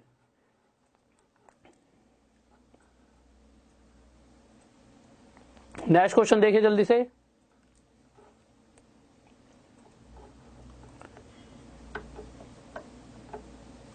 हाँ भाई बहुत बढ़िया शाबाश, सभी बच्चों का आंसर आ रहा है। ठीक है, और साथ में जो भी हमारे नए विद्यार्थी जो हमसे जुड़ रहे हैं वो चैनल को सब्सक्राइब करते रहे करें, जिससे आगे इसी तरीके से हमसे जुड़ के आप और चीजें सीख पाएं और आगे किसी भी एग्जाम को आराम से क्वालिफाई कर पाएं। क्योंकि अभी तो मैं आपको प्रैक्टिस सेट बनाकर दूंगा बहुत बेहतरीन, और शायद ऐसा भी हो सकता है कि मैं पहले आपके लिए पेपर वही उठाऊं जो प्रीवियस ईयर में आ रखे हैं। जैसे एएलपी वालों के लिए एएलपी का पूरा उठा लूं सेट जो एएलपी के आए हैं, आरपीएफ वालों के लिए पूरा आरपीएफ का सेट लेकर चलूं। अगर मुझे ऐसा लगा कि नहीं, वैसे मुझे ऐसा लगता है कि आरपीएफ के एग्जाम में कहीं ना कहीं एएलपी वालों का एग्जाम भी, जो मुझे पक्का जो अभी वो हो रहा है, जिस तरह से भाई वही संस्था है जो एएलपी वालों को जिन्होंने एग्जाम लिया था वही संस्था आपका एग्जाम ले रही है। तो कहीं ना कहीं क्या होता है यार, कोई भी संस्था है वो बार मेहनत नहीं करती, वो प्रीवियस जो पेपर उसने बना रखे होते हैं, पैसा देना पड़ता है ना यार, पेपर जिनसे बनवाते हैं वो लोग बिठा रखे होते हैं कंपनी में, तो उन्हीं पेपर को बार वो देते रहते हैं। तभी ग्रुप डी में भी वैसा ही पेपर आया था, एएलपी में भी वैसा ही पेपर आया था, तो कहीं ना कहीं आरपीएफ में भी वैसा ही आएगा। बट फिर भी आरपीएफ वालों को अगर ऐसा लगेगा कि नहीं ALP वालों से थोड़ा सा अलग, तो आप ऐसा करना ALP वाले से ऐड भी कराऊंगा, RPF वाले भी, क्वेश्चन तो वही आएंगे भाई। प्रॉफिट एंड लॉस तो प्रॉफिट एंड लॉस ही है, ठीक है। हाँ ये है कि आपका फायदा मिल जाएगा कि भाई जिस संस्था ने आपको पेपर कराया वह किस तरह के क्वेश्चन करा रही है और किस तरह से उन्हें ऑप्शन से भी कर सकते हैं और कैसे हमारा नजरिया रहे कि हम पेपर को जल्दी सॉल्व कर सकते हैं, वो सारी चीजें सिखाऊंगा। तो सभी चीजें सीखते रहना आराम से, कोई दिक्कत नहीं होगी। और अगर मुझे ऐसा लगेगा कि नहीं अलग अलग करने चाहिए तो इन दोनों को बैच को अलग अलग करा दूंगा, तो देखेंगे। पर अभी तो आप इसका आंसर दो, क्वेश्चन जो दे रखा है, ठीक है। कह रहा 5 अंकों की वह छोटी से छोटी संख्या ज्ञात करो जो 10, 15 और 20 से, कह रहा 5 अंकों की वह छोटी से छोटी संख्या ज्ञात करो जो 10, 15 और 20 से पूरी तरह भाग है। कौन सी संख्या? 10, 15 और 20। सबसे पहले तो एक बात बताइए कि इनका एलसीएम कितना आ गया? 60। अगर 10 से कोई संख्या भाग है, 15 से भी, 20 से भी, इन तीनों संख्याओं से एक संख्या भाग है, कौन सी? 60। तो इस 60 से जो संख्या भाग है वह 10, 15 और 20 से ही भाग होते रहेंगी। तो हम चेक करेंगे 60 से, ठीक है। अब कह रहा है 5 अंकों की छोटी से छोटी, तो अब मुझे आप एक चीज बताइए, 5 अंकों की छोटी से छोटी संख्या क्या होगी? तो हम कहेंगे 5 अंकों की छोटी से छोटी होगी ये। अब आप कहोगे सर ये क्यों है 5 अंकों की छोटी से छोटी? क्यों है? क्योंकि अगर इसके अंदर हम एक भी घटा देते हैं, कितना? अगर मैं सिर्फ एक भी घटा दूं तो ये बन जाएगी 9, 9, 9, 9। अब ये कितने अंकों की रह गई? 4। इसका मतलब इससे एक भी घटते ही ये सिर्फ 4 अंकों की रह जाएगी। तो सबसे छोटी 5 अंकों की संख्या यही होती है, ठीक है। तो ठीक है, हमें पता लग गई सबसे छोटी 5 अंकों की संख्या कितनी है? 10,000। अब वो कह रहा है कि इसको अगर हम 60 से भाग देके देखते हैं। जब हमने 60 से भाग दिया तो 60 एकम 60, कितना बच गया? 40। फिर आगे गए, 0 उतार लिया क्योंकि 60 से 40 तो जाएगा नहीं। फिर 60, ठीक, 360। फिर से यहाँ पे 40 आ गया, फिर 0 उतारा, फिर 6 से 360। फिर यहाँ पे शेष नीचे दिख रहा है? नहीं दिख रहा। तो यहाँ पे शेष 40 आ जाएगा, उसको मैं यहीं पे लिख देता हूँ, यहाँ पे लिख देता हूँ, ठीक है। तो यहाँ पे आ जाएगा 400 में से 360 जाएगा, सॉरी इसको ऊपर ही लिख लेते हैं। ये चीज आपको पता लग रही होगी, मैंने यहाँ से यहाँ पे लिख दिया है। यहाँ पे आ जाए 40। अब आप मुझे एक बार अक्सर क्वेश्चन थोड़ा सा ऊपर नीचे कर दीजिए। अब आप मुझे एक चीज छोटी सी समझाना कि ये पूरी संख्या इससे भाग हो जाती पूरी तरह। कब भाग हो सकती थी? अगर यहाँ ये 40 की जगह यहाँ 60 होता तो 60 एकम 60 और कहानी खत्म। पर ये तो 40 रह गया बेचारा। अगर 40 की जगह 60 होता तो ये 60 यहाँ पर बच जाए, उसके लिए क्या होना चाहिए था? इसके अंदर 20 ज्यादा होना चाहिए था। तो अगर यहाँ 20 ज्यादा होता तो ये 60 होता। तो इसमें 20 ज्यादा कब बचता? जब इस संख्या के अंदर 20 ज्यादा होता। तो मुझे पता लगा कि यह पूरी संख्या जब भाग हो सकती है 60 से, जब इसके अंदर 20 ज्यादा हो। तो मैंने इसमें 20 जोड़ दिया और ये क्या संख्या आ गई मेरी? ये। और यह मेरा क्या आ गया? आंसर। किसी बच्चे को कोई डाउट? जल्दी बताएं इसके अंदर। भाई देखिए, मुझे पता है कि अक्सर टीचर्स क्या बताते हैं कि इसका अंतर लो, तो बच्चा कंफ्यूज हो जाता है कि भाई सीधा 40 जोड़ना है, क्या जोड़ना है? अपनी बुद्धि से सोचो। यहाँ पे 40 शेष बचा है, बचा है कि नहीं बचा? अब इसको 40 की जगह यहाँ पे ऐसी क्या संख्या होनी चाहिए थी कि जो 60 से भाग दे रहा हूं तो 60 एकम 60 चले आए, 60 ही होनी चाहिए थी। अब वो 60 कब होगा? जब इसमें 20 और होगा। और ये 20 एक्स्ट्रा यहाँ पे कब हो सकता है? जब वो पहले से यहाँ पे 20 एक्स्ट्रा होता। तो इसका मतलब इस संख्या में कितना जोड़ना पड़ेगा? 20। तो यह हमारा क्या हो जाएगा? आंसर। किसी बच्चे को इसमें डाउट? कोई दिक्कत नहीं है। एक बार फिर से देख लेते हैं जल्दी से, शायद मुझे लग रहा है नीचे ऊपर हो रहा है। तो देखिए, ऐसा देखिए, एलसीएम 60 आ गया था। अब जब मैंने संख्या ले ली थी, ये 60 से भाग देगा, 60 से 1 पर 60 पे गया, बच गया 460, 360, फिर 40 बचा, फिर 0 ले लिया, फिर 60 से, फिर 360, यहाँ पे आ गया 40। अगर यहाँ 40 की जगह आपका यहाँ पे 60 आ जाता, ठीक है, तो ये 60 एकम 60 से पूरा 60 चले आता। इसका मतलब ये संख्या पूरी तरह से भाग हो जाती। पर ये पूरी तरह से भाग नहीं, अभी 40 शेष दे रही है। इसका मतलब इस 40 की जगह अगर इसे मैं 60 बनाना चाहूं, ये कब बन सकता है? जब इसके अंदर मुझे 20 प्लस करना पड़े। इसके अंदर 20 एक्स्ट्रा कब बचेगा? जब यहीं से ये 20 बड़ी होती पहले से ही। तो यहाँ 40 से 60 बचता। भाई ये 20 एक्स्ट्रा होती तो यहाँ 40 या 60 बच जाता। तो मैंने मान लिया कि भाई मेरे समझ आ गया कि अगर इसके अंदर 20 एक्स्ट्रा होता तो ये पूरी तरह 60 से भाग हो जाती। आंसर आ गया। नेक्स्ट क्वेश्चन लाइए सर। हाँ भाई देखिए, इस वाले क्वेश्चन की ऐसी कोई शॉर्ट ट्रिक नहीं है, इसी तरह से करना पड़ेगा। ठीक है, जो चीज जैसे होगी मेरे को जितने से ज्यादा मुझे लगेगा कि हाँ इस तरीके से शॉर्ट हो सकता है, जैसे मैंने अभी तक आपको बताते चले आया हूँ कि ये चीज ऐसे ऐसे हो सकती है, वो मैंने आपको बता दिया। बट कुछ चीजें ऐसी होती हैं जो पूरे वे से ही जाती हैं, तो उन चीजों के लिए पूरा वे ही यूज करना। कुछ चीजें होती हैं जो नहीं हो सकती, क्योंकि इन क्वेश्चनों में कुछ क्वेश्चंस में चलो लगवा भी दी, फिर एक टाइम ऐसा आता है जहां पर जाके वो चीज नहीं काम करेगी। ठीक है, तो मैं हर वो चीज जो मुझे लगता है बच्चे आपको दिक्कत दे सकती है एग्जाम पॉइंट ऑफ व्यू से, उस चीज को मैं छुड़वा देता हूँ। मुझे पता है कि हाँ एक तरीका ऐसा है कि हाँ उससे फायदा भी मिल सकता है, बट वो कुछ ही क्वेश्चन में लगकर आगे क्वेश्चन में नहीं लग पाएगी वाली चीज। ठीक है, इसलिए इस तरह के क्वेश्चन जो अभी करा रहा हूँ इनको पूरे वे से करना ज्यादा बेटर रहेगा। नेक्स्ट क्वेश्चन देखिए क्या कह रहा है। इस बार कह रहा है 5 अंकों की बड़ी से बड़ी संख्या। एक बार जल्दी से करें जब तक मैं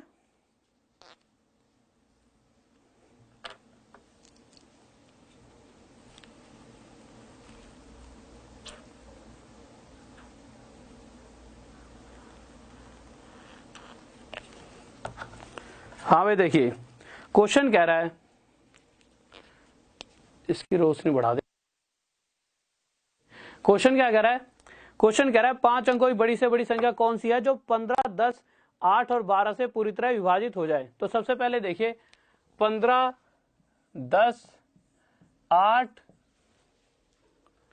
और 12, सबसे पहले इनका आप एलसीएम निकाल लो। जब हम एलसीएम निकालेंगे तो मुझे पता है एक तो 8 लूंगा मैं यहां से, एक 5 लूंगा, एक 3 लूंगा। ठीक है, आगे करा 8 पंजे 40, 4 3 12, 120 इसका क्या आ जाएगा मेरा एलसीएम। ठीक है, अब वो क्या कह रहा है कि 5 अंकों की बड़ी से बड़ी संख्या। तो आप मुझे खुद बताइए 5 अंकों की बड़ी से बड़ी संख्या क्या हो सकती है। तो आप कहोगे सर 5 अंकों की बड़ी से बड़ी संख्या हो सकती है 9 9 9 9 9। क्यों हो सकती है, क्योंकि अगर इसके अंदर जैसे ही एक भी जोड़ देंगे तो एक जोड़ते ही ये बन जाएगी कितने अंकों की, 6 अंकों की। तो 5 अंकों की बड़ी से बड़ी संख्या कौन सी होगी, 9 9 9 9 9। ठीक है, इतनी सी बात हम समझ गए। जरा इसको किससे भाग देना है, 120 से। तो यहां पर लिख लेता हूं 9 9 9 9 9। ठीक है, अब इसको 120 से भाग दे तो कितने में जाएगा, 12 8 96, 960। यहां से मेरे पास कितना बच जाएगा, यहां से मेरा बच जाए 39, फिर 9 उतारा, फिर मेरे पास ये 12 6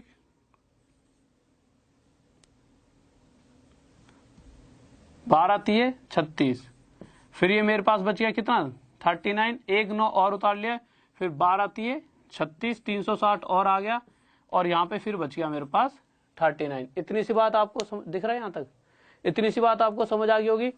ये बच गया मेरा यहाँ पर 39। अब आप मुझे एक बात बताइए कि अब मैं क्या करूं, दो अगर इसके अंदर मैं कुछ भी जोड़ता हूं, कुछ भी एक भी जोड़ता हूं, तो ये तो हो जाएगी 6 अंकों की संख्या। तो 6 अंकों की तो हमें देखनी नहीं है, हमें देखनी कितनी है, 5 अंकों की। तो अब मैं क्या करूंगा, अब अगर यहां पर 39 शेष ना बचे तो हमारा काम बन सकता था कि भाई यहां पर 39 शेष ना बचे तो कहीं ना कहीं यह वो 5 अंकों की संख्या होती जो पूरी तरह 120 से भाग हो रही थी। अब यहां पर ये 39 एक्स्ट्रा बच गया ना, ये शेष ना बचे। अगर मैं इस 39 को इस पूरी संख्या में से घटा दूं तो 120 से जब भाग दूंगा तो पूरी संख्या भाग हो जाएगी, यही कहानी खत्म हो जाएगी, 39 बचेगा ही नहीं। तो मैंने 39 घटाया, कितना है, 9 0 गया 9, 9 3 गया 6, 9 9 9। तो यह वह संख्या आ गई जो 5 अंकों की बड़ी से बड़ी संख्या है, जो 15, 10, 8 और 12 से पूरी तरह विभाजित हो जाएगी। कोई दिक्कत जल्दी से बताएं, कोई डाउट नहीं है। ठीक है, नेक्स्ट क्वेश्चन देखिए जल्दी से। अब इसी क्वेश्चन के अंदर एक हल्का सा लेवल वो अप कर देता है। क्या कर देगा, क्वेश्चन देखिए आपके सामने, हल्का सा लेवल अप करेगा और बच्चा क्या हो जाता है, कंफ्यूज कि उसने यार अब क्या पूछ लिया ये, जबकि वो कुछ ऐसी अलग चीज नहीं पूछता, सेम वही क्वेश्चन है, उसी क्वेश्चन को पूछ लेता है और बच्चा थोड़ा घबरा जाता है क्वेश्चन देखते, यार अब क्या करेंगे। जब आप क्वेश्चन देखोगे तो क्वेश्चन में ऐसी कोई भी अलग चीज नहीं दे रखी, उसने यही क्वेश्चन दे रखा है। इसी क्वेश्चन को थोड़ा सा तरीका अलग कर दिया है। क्वेश्चन में क्या क्या दिया है कि सेम क्वेश्चन दे रखा है, कह रहा है कि 5 अंकों की, हाँ सेम क्वेश्चन है, 5 अंकों की बड़ी से बड़ी संख्या है जो इस बार भी 15, इधर लाइन लगा देते हैं, 15, 10, 8 और 12 से भाग करनी है और शेष कितना देना है, इस बार शेष बचाना है। कितना शेष बचाना है, तो शेष बचाना है उसके अंदर 3। तो जब ऐसा क्वेश्चन आ जाए तो कोई दिक्कत नहीं है, पहले तो वो निकालो जो इन सब से पूरी तरह भाग हो जाए 5 अंकों की। तो मुझे पता है क्या आ जाएगी, 9 9 9 6 0, यही संख्या तो आएगी। अब शेष 3 बचाना है तो इसके अंदर 3 जोड़ दो, बस ये आंसर हो जाएगा। बताओ कुछ अलग है भाई, अभी भी तो हमने वही करा है। तो बस इस क्वेश्चन को ऐसे पढ़ के कंफ्यूज नहीं होना कि उसने ऐसी कौन सी नई चीज कह दी कि अब हम क्या करें। तो बस उसमें क्या कर देना है, उस बेचारे में 3 और जोड़ देना, वही हमारा क्या हो जाएगा, आंसर। किसी बच्चे को डाउट तो नहीं है कि आंसर कैसे आ गया, तो ये हमारा आंसर हो जाएगा 9 9 9 6 3। यह हमारा क्या हो जाएगा, आंसर। दोबारा तो नहीं बताना, जल्दी से बताइए।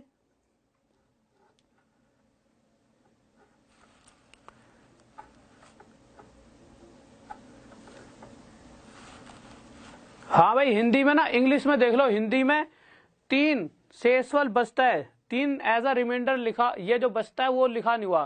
तो वहां पे हिंदी में एक बार जो बच्चे हिंदी वाला क्वेश्चन है वहां पे चेंज कर लेना कि 3 शेषफल बचे। तो एक बार हिंदी में चेंज कर लेना कि 3 शेषफल बचे। जो भी हिंदी वाले स्टूडेंट्स हैं वो एक बार चेंज कर लेना, इंग्लिश में टाइप कर दे, वो शायद हिंदी में गलती से जल्दी में टाइपिंग में मिस्टेक हो गई है। तो वहां पे लिख देना कि कितना शेषफल बचे, लास्ट में कि साथ में जो वह संख्या है उसे भाग देने पर 3 शेषफल बचता है। बस इतना सा ऐड कर लेना, ठीक है, क्योंकि हिंदी में सही बात है यहां पर लिखा नहीं हुआ।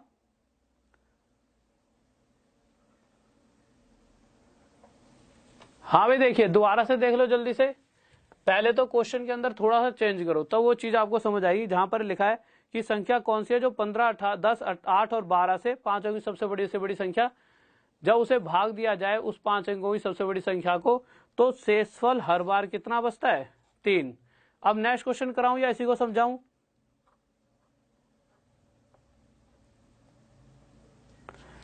देखिए जल्दी से देख लो, पहले इतनी सी बात लिख लिया आपने कि भाई 3 शेष बचेगा, फिर उसके बाद आगे बढ़ते हैं दोबारा से।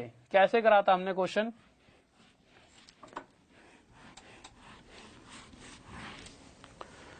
वही दोबारा से हमें क्या देखना है, हम देखेंगे कि भाई इसका एलसीएम लिया 120, 5 अंकों की बड़ी से बड़ी संख्या ये आ रही थी।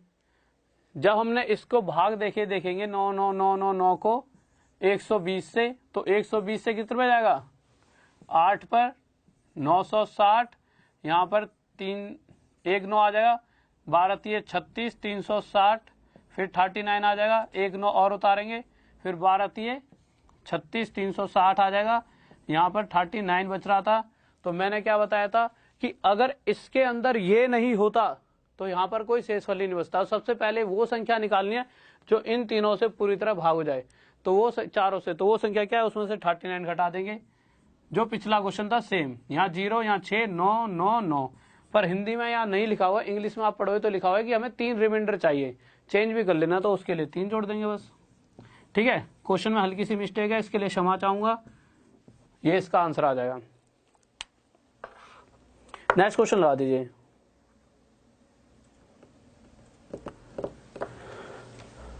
हाँ भाई देखिए, क्लास का जो टाइमिंग है आपकी, वो आपकी चलती है डेली सुबह 6 बजे से क्लास स्टार्ट होती है आपकी, ठीक है, डेली सुबह 6 बजे से।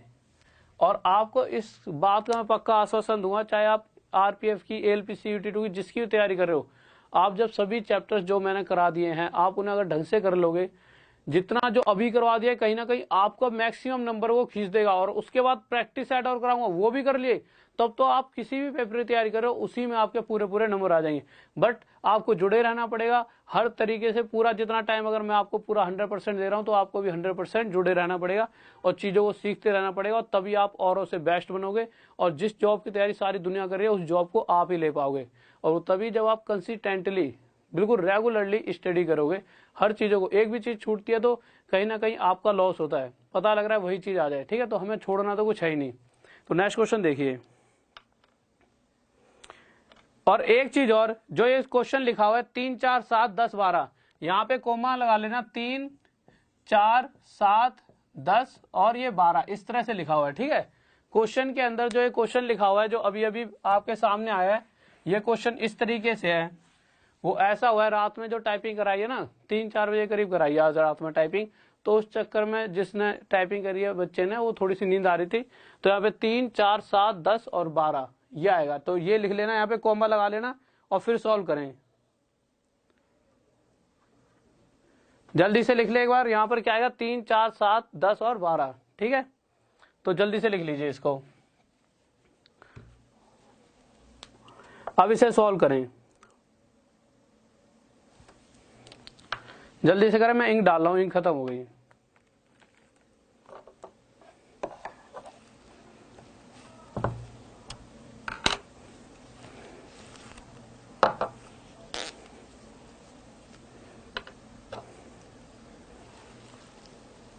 अगर मैं उसे सो जाने देता तो तुम मुझे जीने देते? तुम यही मेरे प्राण निकाल देते।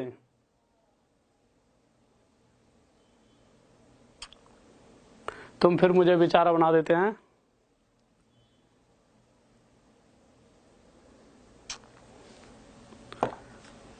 हाँ भाई देखिए, अब क्वेश्चन आ गया, कह रहा है कि वह छोटी से छोटी संख्या ज्ञात करो जो पूर्ण वर्ग भी हो और जो 3, 4, 7, 10, 12 से पूरी तरह विभाजित भी हो।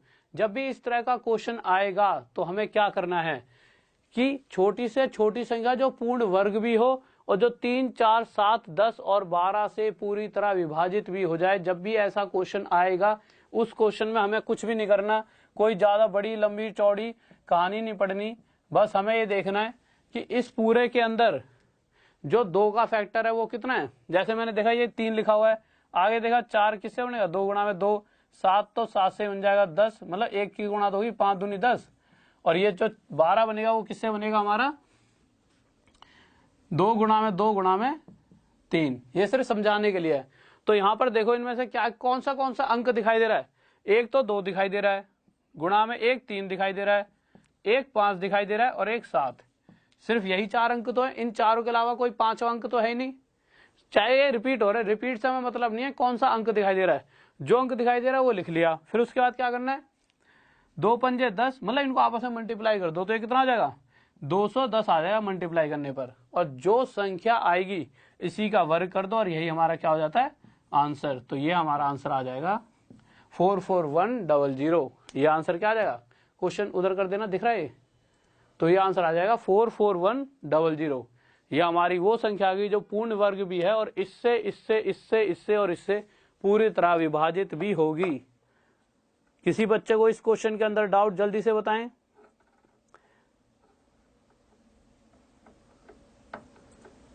हाँ भाई, किस बात की चिंता हो रही है, और चिंता उन्हें हो रही है और आपकी, जल्दी से बताएं, इसमें कोई डाउट। ये आपका आंसर आ जाएगा। दोबारा से सुन लीजिए, फिर अगला क्वेश्चन ऐसा ही देना है।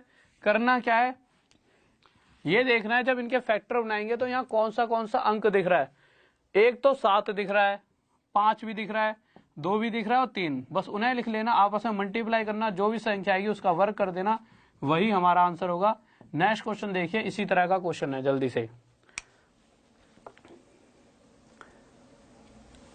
आ रही है बात समझ।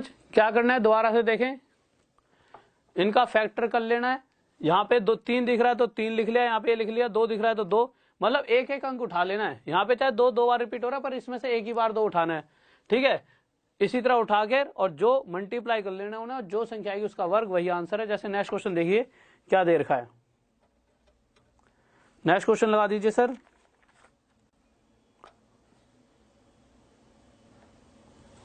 $210 यहां से आया, 7 पंजे 35, 35 दूनी 70, 7 तिये 21, तो 70 तिये 210, ये 210 यहां से आया था। ठीक है, नेक्स्ट क्वेश्चन लग चुका है, इसे देखें।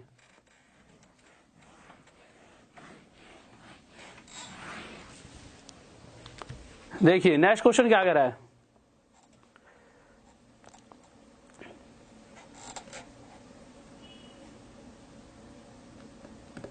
हाँ भाई उसका दूसरा तरीका भी है, ये बस मैंने आपको एक अलग तरीका बताया, इससे भी आप उस क्वेश्चन को जल्दी से जल्दी आंसर दे सकते हैं। देखिए इस क्वेश्चन के अंदर क्या कह रहा है, एक रेजिमेंट के सिपाहियों को 10, 15 और 20 की पंक्तियों में खड़े होकर, क्वेश्चन हटा दिया था आपने पहले वाला मुझे लगा।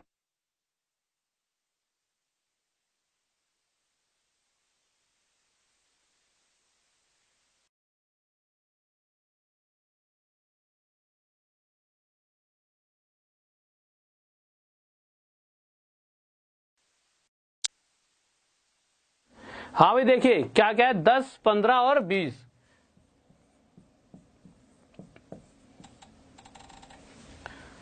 अब जैसे मैंने समझाया है, दो और भी तरीके हैं पर इस तरीके से जल्दी हो जाता है। ठीक है, कैसे करना है, इसमें 10 में से देखो क्या बच रहा है, 5 दूनी 10, इसमें 5 तिये 15, इसमें 2 दूनी 4, 5 20। कौन सी संख्या दिख रही है, 5 दिख रहा है, 3 दिख रहा है, 2, इनको आपस में मल्टीप्लाई कर दो, 5 तिये 15 दूनी 30, और जो संख्या है इसका वर्ग कर दो, यही हमारा क्या आ जाएगा, आंसर। और भी तरीके हैं, जिस तरीके से आप करते हो वो भी ठीक है, कोई दिक्कत नहीं है, बट मैं वो तरीका बता रहा हूँ जिससे मुझे लगता है थोड़ा जल्दी हो जाता है उस तरीके के अलावा। ठीक है,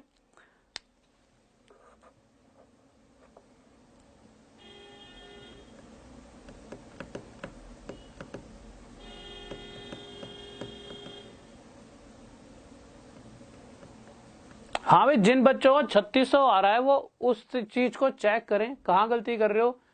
जो क्वेश्चन कहना चाहता है आप उस क्वेश्चन को समझ ही नहीं रहे हो। हमें एक ऐसी संख्या बतानी है जो सीधा एलसीएम ले लेना कि 60 ले लिया, तो आप गलत जा रहे हो। इस क्वेश्चनों के अंदर उसने सिर्फ वो पूछा है जो एक पूर्ण वर्ग भी हो और जो इनसे भाग भी हो। आप क्या कर रहे हो, इसका एलसीएम ले रहे हो, 60 आ गया, 60 का वर्ग कर रहे हो 3600। ठीक है, संख्या ये भी है, आंसर ये भी ठीक है, 10 से भाग है, 15 से, 20 से भी, पर वो छोटी से छोटी पूछ रहा है, क्या ये संख्या 10 से भागनी है, क्या 15 से नहीं है, क्या 20 से नहीं है, और क्या ये एक पूर्ण वर्ग नहीं है? तो भाई इन दोनों में छोटी कौन सी है, 900, तो 900 आंसर होगा। और इस चीज को निकालने के लिए मैं आपको तरीका बता रहा हूं, उस तरीके से करिए। क्या देखना है, बस हमें एलसीएम नहीं निकालना। आप गलत जा रहे हो, आप, मुझे अभी एक बच्चा भी बोल रहा था थोड़ी देर पहले, सर गलत जा रहे हो, गलत, एलसीएम तो निकालना ही नहीं है इस क्वेश्चन में, एलसीएम का कोई मैटर ही नहीं है। अगर आप एलसीएम से निकालोगे तो हमारा 3600 आंसर आएगा, जबकि ऑप्शन वो 3600 भी देगा, 900 भी, और हमें पता है छोटी से छोटी संख्या तो 900 भी है, जो इससे भाग हो रही है, तो वो आंसर कितना है, 900। तो मेरे कहने का मतलब क्या है, जब भी वो ऐसा क्वेश्चन पूछेगा कि पूर्ण वर्ग भी हो, उस कंडीशन में एलसीएम मत निकालना, डायरेक्ट बस आप ये निकाल लेना, एलसीएम नहीं निकालना। समझो क्या करना है, ये 5 दूनी 10 है, ये 5 तिये 15 है, ये 5 चौक 20 है। तो इनमें से ये देखना है जो अंक दिख रहा है, एक एक बार जो दिख रहा है, 5 दिख रहा है, मतलब 2 बार दिख रहा है, उससे मतलब नहीं, सिर्फ जो अंक अगर दिख रहा है बस उसका एक हिस्सा लेना है। ठीक है, 3, और इन्हें आपस में मल्टीप्लाई करा कितना आ गया, 30, और इसका वर्ग कर दो, जो भी संख्या आएगी वही हमारा क्या आ जाएगा, आंसर। ठीक है, कंफ्यूज मत हो। ठीक है, आपको आता अच्छी बात है, बट एलसीएम से करके नहीं होगा ये क्वेश्चन जो मैं बता रहा हूं, इस तरह से। इस बात को आप समझ रहे हो, जो भी पेयर है उसमें से एक, अगर एक दे रखा है तब तो बेटर है, अगर 2 का पेयर दे रखा है 2 गुणा में 2, तो उसमें से एक, ऐसा हो जाता अगर कि 2 गुणा में 2 गुणा में 2 गुणा में 2, तो इसमें से 2 का पेयर ले लेते। ठीक है, बट वो मैक्सिमम जितने क्वेश्चन मैंने देखे वो इतने पे ही आपका खत्म कर रहा है। जैसे लेवल बढ़ाएगा तो मैं प्रैक्टिस साइड में वैसे क्वेश्चन कराऊंगा। अब बात समझ आ रही है?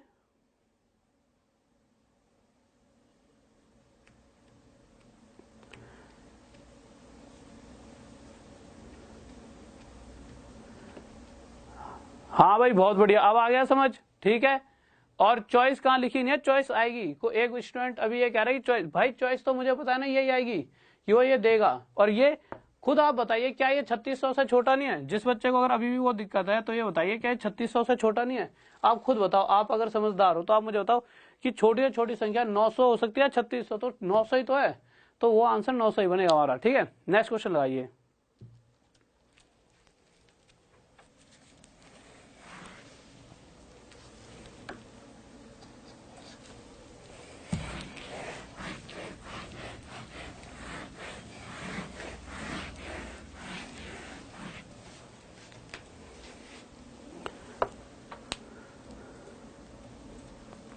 देखिए अगले क्वेश्चन में क्या कह रहा है वो, और उसके बाद आज मैं मैक्सिमम आपकी क्लास खत्म कर दूंगा। ठीक है, मतलब 20-1 मिनट की क्लास और बची है, इसमें खत्म करा के अब फिर आपके प्रैक्टिस होंगे। और जिस स्टूडेंट को मैं दोबारा सभी को बताना चाहता हूँ, जितने विद्यार्थी अभी जुड़े हुए हैं, कि चैप्टर सारे हो गए। अगर किसी को लगता है एक टाइम एंड वर्क रह गया तो सर्च करना Rahul sir time and work, तो टाइम एंड वर्क आ जाएगा, या फिर एग्जामपुर पर जाना, Rahul sir time and work लिखोगे तब भी मैं आ जाऊंगा, या फिर एग्जामपुर पर जाके प्ले लिस्ट में जाना, नीचे जाओगे आरपीएफ की प्ले लिस्ट और एएलपी सीवीटी2 की, इनकी अलग अलग बनी हुई है। ठीक है, इन सब के अंदर दोनों मिला के सभी चैप्टर्स आपके बहुत बेहतरीन तरीके से कंप्लीट हो चुके हैं। उन सभी चैप्टर्स की प्रैक्टिस करने लग जाइए आज से, शायद ही आपको धीरे धीरे पता लगेगा कि आपका कोई भी क्वेश्चन छूटेगा। और क्वेश्चन जितने भी छूट रहे होंगे, जैसे आप मान लीजिए, जैसे आपको चीजें कुछ क्वेश्चन ऐसे होते हैं कि भाई हाँ छूट जाते हैं, तो उस लेवल को प्रैक्टिस सेट में लेके चलूंगा, फिर वहां से 20-25% वो हिस्सा भी कंप्लीट, और प्रैक्टिस सेट करने के बाद शायद ही आपका कोई क्वेश्चन फिर छूटा करेगा। कहीं जाने की जरूरत नहीं पड़ेगी, किसी से कुछ पढ़ने की जरूरत नहीं पड़ेगी, ना कोई टाइम वेस्ट करने की जरूरत पड़ेगी, यहीं आपकी सारी कहानी खत्म हो जाएगी। सिर्फ इन वीडियोस को रिपीट करते रहना, आपका सारा काम खत्म हो जाएगा, ठीक है। और खुद आप अगर 2-3 महीने इन वीडियोस पे दे दोगे तो मैं आपको इतनी गारंटी दे सकता हूं कि आप मुझसे भी कहीं ना कहीं बेहतरीन बन जाओगे, औरों से भी बहुत बेहतरीन। और जब आपका वो लेवल आ जाए 2-3 महीने बाद, उसके बाद आप किसी के सामने बैठोगे तो आपको लगेगा कि आप बहुत औरों से अलग हो, और दुनिया के नजरों में ही लगेगा यार यही लड़का जॉब लेगा, और उसी दिन आपकी जॉब लगनी तय हो जाएगी। देखिए नेक्स्ट क्वेश्चन क्या कह रहा है, कह रहा है 2 संख्याओं का योग 36 है, उनका मासा कितना है, उनका HCF 4 दे रखा है, ठीक है। अब जो संख्या होती है ना, कोई भी संख्या ले लो, ठीक है। अगर मैं HCF पूछूं, मैं कह दूं यहाँ पे ना HCF कितना दे रखा है 4, अगर मैं कहूंगा एक संख्या 4A है और दूसरी संख्या 4B, क्यों? क्योंकि जो HCF क्या होता है, जो इन दोनों में कॉमन होगा, तो ये दोनों संख्या अगर बनानी पड़ेंगी तो इन दोनों संख्याओं के अंदर 4 तो होगा ही होगा। तो मैं कह सकता हूं कि पहली संख्या 4A और दूसरी संख्या 4B, इन दोनों संख्याओं का टोटल कितना है 36।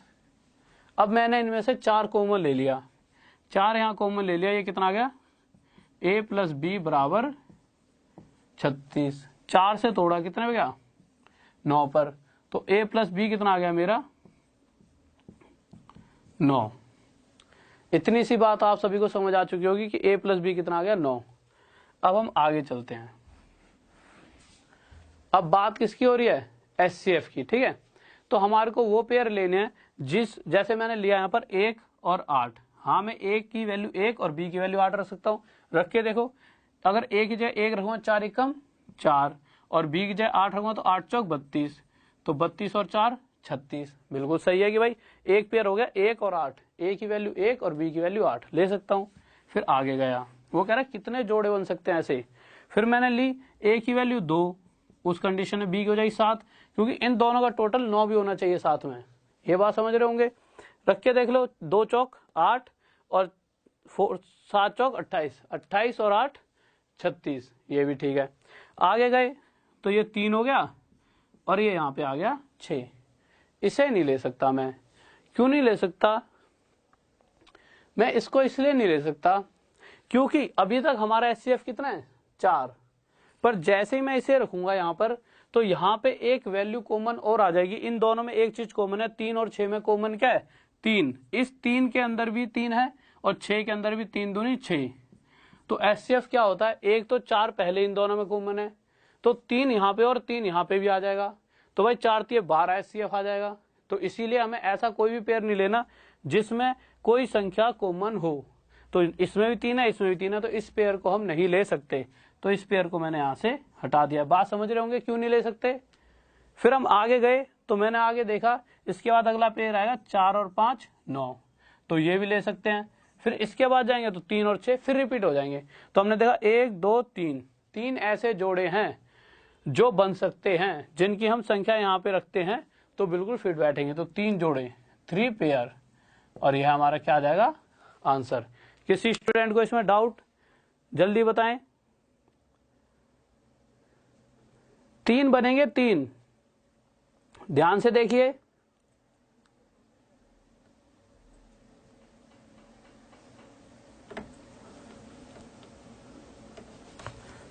हाँ ठीक है 3 बनेंगे।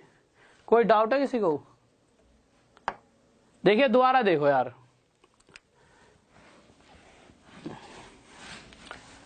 अगर मैं इसके अंदर से 4 कॉमन ले लूं, अंदर A + B बचेगा, यहां 36 आ जाएगा, 4 से ये 9 पर जाएगा, ठीक है।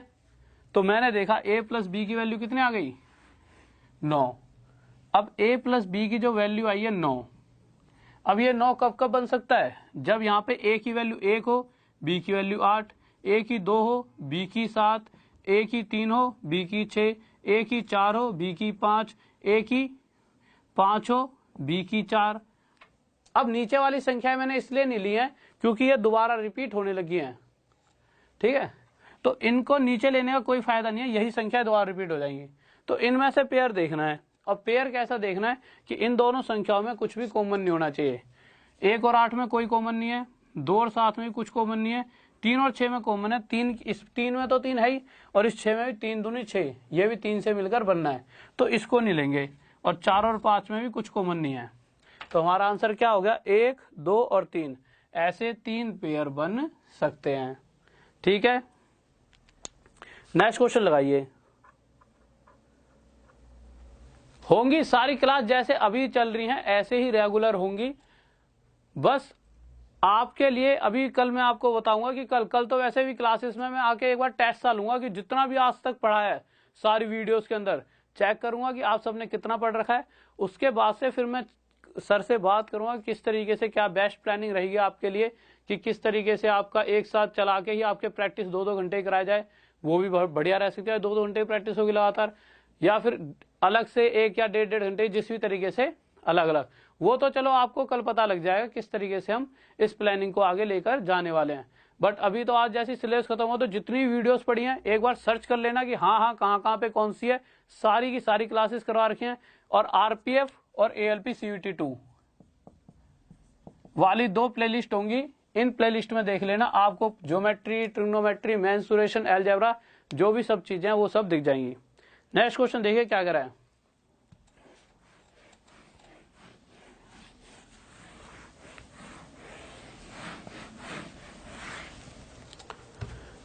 नेक्स्ट क्वेश्चन कह रहा है 2 संख्याओं का योग 36 है और उनका एचसीएफ 9 है। ठीक है, अगर एचसीएफ इनका कितना है 9, तो मुझे पता है कि ये जो 2 संख्याएं हैं वो पक्का एक 9A होगी और दूसरी 9B। अगर इन दोनों का योग कितना है 9A और 9B का योग कितना दे रखा हमारे को 36, तो मैंने लिख दिया भाई दोनों संख्याओं का योग 36।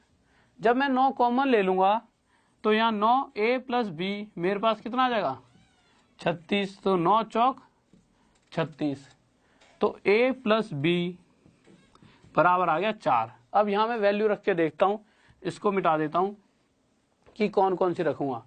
इसको 1 ले लेता हूँ, इसको 3, इसको 2, तो इसको भी 2, और इसको 3, तो इसको भी 1। तो ये 3 और 1 तो हम पहले भी ले चुके हैं, तो इसको लेके तो कोई फायदा नहीं है।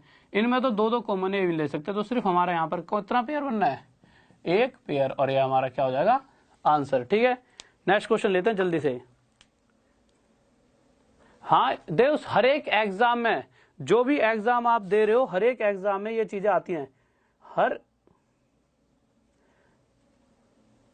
देखिए अनिश जी, ऐसा होता है आप किसी भी चीज की तैयारी कर रहे हो, अगर कहीं पर लिखा आ गया कि आपके सिलेबस में प्रॉफिट एंड लॉस, तो इसका मतलब आप क्या समझते हो कि वो ये थोड़ी कहेगा कि आरपीएफ के पेपर में प्रॉफिट एंड लॉस का ये क्वेश्चन आएगा। प्रॉफिट एंड लॉस का मतलब है कि पूरे प्रॉफिट एंड लॉस में से कहीं से भी कोई क्वेश्चन आ सकता है। तो इसी तरह से अगर एचसीएफ आपके एग्जाम में आ रहा है तो वो एचसीएफ के क्वेश्चन बदल नहीं जाते, हर एक पेपर के लिए वही रहते हैं, और आपका जो ये लेवल है वो एक जैसा है सबका। ठीक है, तो हर एक एग्जाम में ये चीजें आ सकती हैं, इससे अलग नहीं आएगा कुछ भी। मैं पूरा चैप्टर करा रहा हूँ, ऐसा नहीं करा रहा।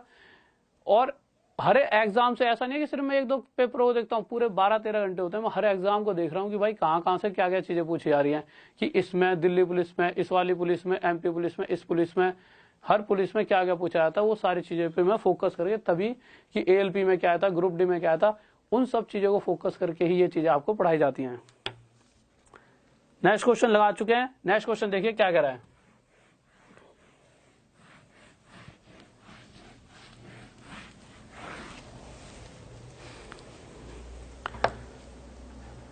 कह रहा 2 संख्याओं का एचसीएफ व एलसीएम दे रखा है हमारे को 16 और 192। ठीक है, हाँ भाई इंग्लिश में एक बार इसका एचसीएफ और एलसीएम कर लेना आप, 16 और 192। इंग्लिश में 16 और 192 कर लेना। ठीक है, इंग्लिश में वहां पर लिखा हुआ है 11 और 385। आज के लिए माफी चाहूंगा, आज ज्यादा मिस्टेक हो गया, अगली बार से चीजें ज्यादा मिस्टेक नहीं दिखेंगी। इंग्लिश में चेंज कर लेना 16 और 192। आगे कह रहा है यदि संख्या 73 तथा 125 के बीच है तो वह संख्या क्या है। तो हमने देखा यार, हमें पता है हमेशा एचसीएफ मल्टीप्लाई एलसीएम बराबर होता है हमेशा उन दोनों संख्याओं का गुणा जो दोनों संख्याएं हैं, पर यहाँ पे दोनों संख्याएं तो दे ही नहीं रखी, पर मुझे पता है कि अगर HCF मेरे पास 16 है तो वो दोनों संख्याएं क्या क्या बन सकती हैं, एक बन सकती है 16, इसको x मल्टीप्लाई y ले लो, ठीक है, एक बन सकती है 16A, एक बन सकती है 16B। देखना एक बार यहां तक दिख रहा है, नहीं दिख रहा है, एक बार क्वेश्चन छोटा कर दो, दिख रहा है, ठीक है। और एलसीएम हमें दे रखा है कितना, एलसीएम हमें दे रखा था 192, तो यहां पे लिख दिया 192, और एचसीएफ कितना दे रखा है 16, 16 से 16 कट गया, ठीक है, इस 16 से काटेंगे 16 एकम 16, 16 दूनी 32, तो मुझे पता लगा कि A मल्टीप्लाई B मेरे पास कितना बचेगा 12। पहले बताइए, यहां तक एक बार स्क्रीनशॉट खींच लें, फिर मैं इसे थोड़ा मिटा देता हूं, यहां तक चीज समझ आएगी कि A मल्टीप्लाई हमारे पास B कितना आएगा, A मल्टीप्लाई 12 आएगा। ये तो सिर्फ कैलकुलेशन है, यहां तक किसी बच्चों को कोई डाउट, बहुत बढ़िया, ठीक है। अब मेरे पास A इंटू B 12 आ गया। अब मैं जब आगे बढ़ूंगा तो मुझे पता है क्या आ रखा था यहाँ पे, 16 गुना में 192 बराबर क्या था 16A मल्टीप्लाई 16B। इस 16A और 16B का मतलब क्या है कि एक संख्या 16A और दूसरी संख्या 16B। अब जब मैं इनके जिस तरह से मैंने A प्लस B में फैक्टर लिए थे ऐसे ही यहां पर लूंगा। एक फैक्टर बन सकता है A इंटू B 12 दे रखा है, तो एक फैक्टर बनेगा हमारा, आप बताइए क्या बन सकता है, 12 एकम 12, ठीक है। आगे क्या बन सकता है, 4 तिये 12, और क्या बन सकता है 6 दूनी 12, पर 6 दूनी 12 हम लेंगे नहीं, क्यों, इसमें भी 2 है और इसमें भी 2 है, भाई ये भी तो 2 तिये 6 से बनेगा, तो ये फैक्टर हम नहीं लेंगे, हमने लिया सिर्फ। अब इन दोनों फैक्टरों की बात है, अगर आप मुझे एक बात बताइए, कह रहे संख्या कहां से कहां तक होनी चाहिए, संख्या होनी चाहिए हमारी 73 से लेकर, उसमें से एक संख्या 73 से लेकर 125 के बीच होनी चाहिए। अब एक बात बताइए, 12 से अगर मैं 16 की गुणा करूं तो कितना आएगा 192, तो इसका मतलब जब इस वाले पेयर की मैंने यहां पर एक संख्या 16A दूसरी संख्या 16B, इधर लिख लेते हैं, चलो एक संख्या 16A दूसरी संख्या 16B, अगर इनमें से किसी में भी मैं 12 रखता हूं, चलो B मान लिया 12, तो ये 192 आ गया, और A मान लिया मैंने 1 तो 16 आ गया, या फिर A मान लिया 12 तो 192, ये आ गया 16। ये इनमें से कोई भी संख्या इन दोनों के बीच नहीं आ रही, तो ये तो हमारा आंसर हो नहीं सकता, इस पेयर को हम नहीं लेंगे। फिर हम अगले पेयर पे आए, इतनी सी बात आपको समझ आ रही है, बहुत बढ़िया। जब इस पेयर पे आए तो मैंने यहाँ पे 4 रखा, तो 4 रखा तो 16 चौक 64, और यहाँ पे 3 रखा तो 16 तिये 48। तो यहां पर मैंने देखा कि इन दोनों के अंदर, क्वेश्चन आगे पीछे हो गए यार, तो जो ये वाला क्वेश्चन है ना, इसके अंदर यहाँ पर एक संख्या ये इसमें थोड़ी सी आगे पीछे दे रखी है, ये थोड़ा सा छोटा दे रखा होता, ठीक है, यहाँ पे गलती हो गई थोड़ी सी, इसको क्वेश्चन को टाइप करने में ये थोड़ी छोटी होती कि इन दोनों के बीच में ये वाली संख्या बन जाती और हमारा आंसर 16, 64 और 48 हो जाता। आप नेक्स्ट क्वेश्चन में देखोगे तो इस चीज को समझ पाओगे। एक बार नेक्स्ट क्वेश्चन लगाना, हाँ 64 और 16 ही होगा, यहाँ पे 73 इन्होंने गलती से टाइप कर दिया, ये 13 से लेकर 125 तक थी कंडीशन। एक बार नेक्स्ट क्वेश्चन लगाइए, ये टाइपिंग में गलती हो गई यार आज बहुत ज्यादा।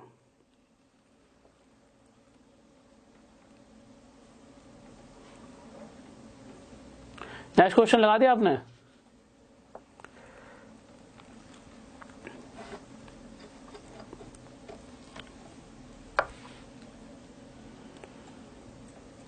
हाँ भाई देखिए नेक्स्ट क्वेश्चन में देखते हैं क्या कह रहा है। इस क्वेश्चन मुझे ऐसा लग रहा है कि जो इस क्वेश्चन का 35 और 70 है वो पिछले क्वेश्चन का है, और पिछले क्वेश्चन का जो दे रखा था कितना, पिछले क्वेश्चन में दे रखा था हमारे को 73 और 125, वो इस क्वेश्चन का गैप है। चलो हमारे को चीज समझ आ रही है कि हाँ इस तरीके से ये क्वेश्चन सॉल्व होने हैं, ठीक है। पेपर में आएगा तो एक बार मैं आपको जब पीडीएफ देता हूं उसमें चेक करता हूं कहां दिक्कत आ रही है।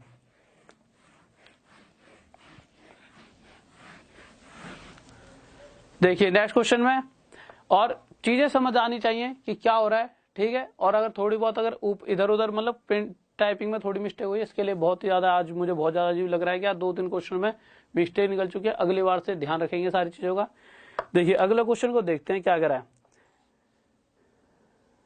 कह रहा है कि दो संख्याओं का मासा और लासा, कह रहा है एचसीएफ कितना दे रखा है, एचसीएफ दे रखा है 11, और एलसीएम कितना दे रखा है 385।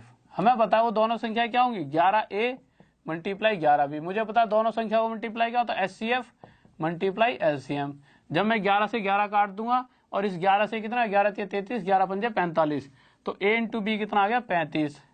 तो ये मेरा कब कब हो सकता है, जब मैं इसको क्या करूँ, 7 × 5 = 35 या फिर 35 × 1 = 35, और तो इसका कोई बनता ही नहीं है। अब मैं यहाँ पर वैल्यू रख के देखता हूँ, कह रहा है कि 35 से 70 के बीच हो तो दोनों संख्याएं कौन सी हैं।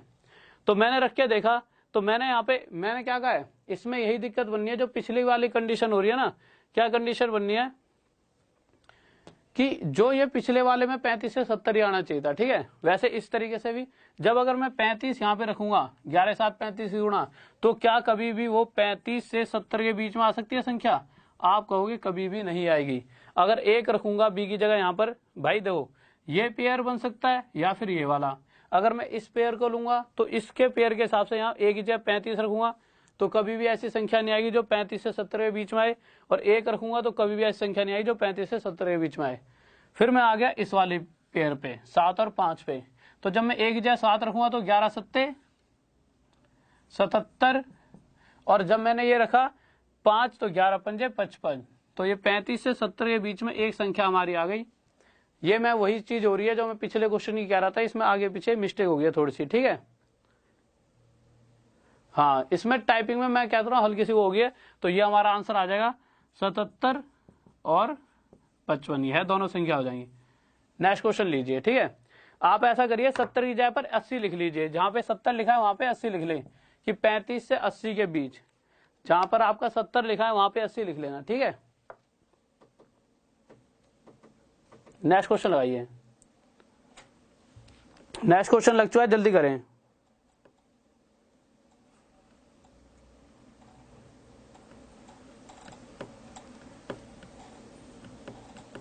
गलती कहाँ हो रही है, टाइपिंग मिस्टेक। हाँ भाई देखिए अगला क्वेश्चन देखते हैं।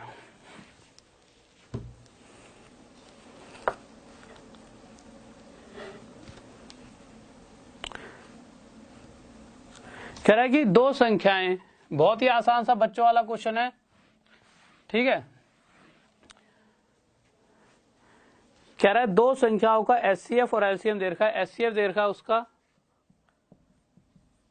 11, LCM दे रखा हमारे को कितना 693, और कह रहा है उनमें से एक संख्या मैंने A ले ली कितनी 77, तो कह रहा है B बताओ कितना है।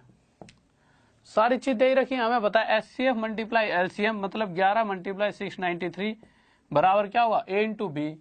A हमें पता है 77, B निकालना है, तो रख दिया।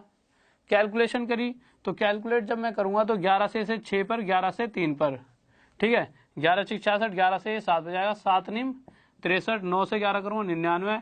तो दूसरी संख्या मेरे पास कितनी आ गई 99, और यह मेरा क्या आ जाएगा आंसर। ये तो बहुत ही सिंपल सा बच्चों वाला क्वेश्चन था। किसी बच्चों को डाउट? नेक्स्ट क्वेश्चन लगाइए जल्दी से। हेलो भाई, हेलो।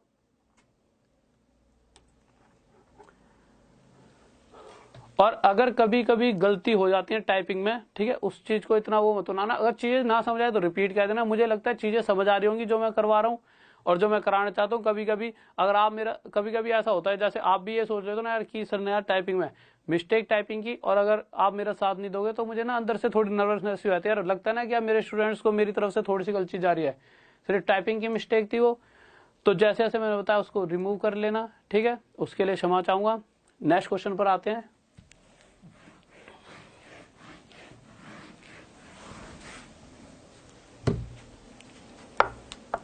कह रहा दो संख्या 189 और 279 है तथा इनका मासा यह है, तो उनका लसागु क्या होगा, ठीक है।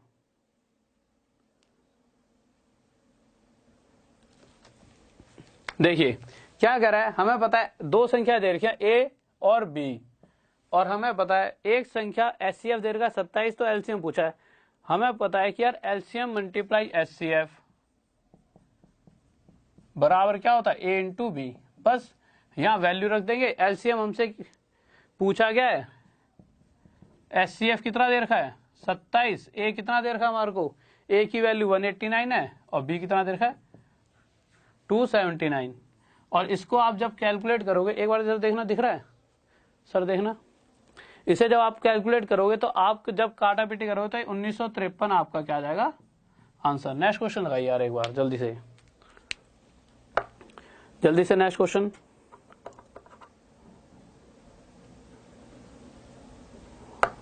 नेक्स्ट क्वेश्चन लग चुका है आपके सामने। नेक्स्ट क्वेश्चन क्या कह रहा है? कह रहा है दो संख्याओं का अनुपात 3:4 है। यही क्वेश्चन है ना।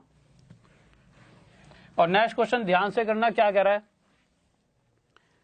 कह रहा है दो संख्याओं का अनुपात 3:4 है, यदि दोनों का लघुत्तम समावर्तक 84 है तो संख्या, लघुत्तम समावर्तक होता है एलसीएम, ठीक है। तो दो संख्याओं का अनुपात 3:4 है, मैंने लिख दिया दो संख्याओं का अनुपात 3:4। इनका एलसीएम कितना दे रखा है मुझे? एलसीएम दे रखा है मुझे, कितना दे रखा है इनका? 84। अब मुझे एक बात बताइए, ये अनुपात में अगर इन्हें एक्चुअल वैल्यू बनाना है तो मुझे इसके साथ एक्स मतलब कोई भी एक संख्या गुणा करनी पड़ेगी। तो ये संख्या होगी 3x और ये हो गई 4x। एलसीएम क्या होता है? जो दोनों में कॉमन हो। यहाँ 3 है, मतलब जिसकी पावर बड़ी हो, 3 और 3, तो 3 ही है तो 3 आ गया, आगे 4 आ जाए, गुणा में इन दोनों में से x आ जाएगा, तो ये एलसीएम आ गया। तो एलसीएम आ गया 3 4 जा 12x। इनके हिसाब से एलसीएम 12x है, और वैसे कितना दे रखा है? 84। तो 12x बराबर 84। तो यहाँ पे x की वैल्यू कितनी आ गई? 7। और इस x की वैल्यू अगर 7 में यहाँ और यहाँ पुट कर दूं तो मुझे दोनों के दोनों क्या मिल जाएंगे? उसने पूछा क्या उससे हमसे, तो संख्या बताएंगे। तो यहाँ 7, तो 7 के 21, एक संख्या 21, और यहाँ 7 चौका 28, एक संख्या 28। लास्ट क्वेश्चन पर चलते हैं। स्पीड में इसलिए करा रहा हूँ क्योंकि मैं सिलेबस आज ही खत्म करना चाहता हूँ, ठीक है। नेक्स्ट क्वेश्चन लगाइए जल्दी से। देखिए अगले क्वेश्चन में क्या दे रखा है?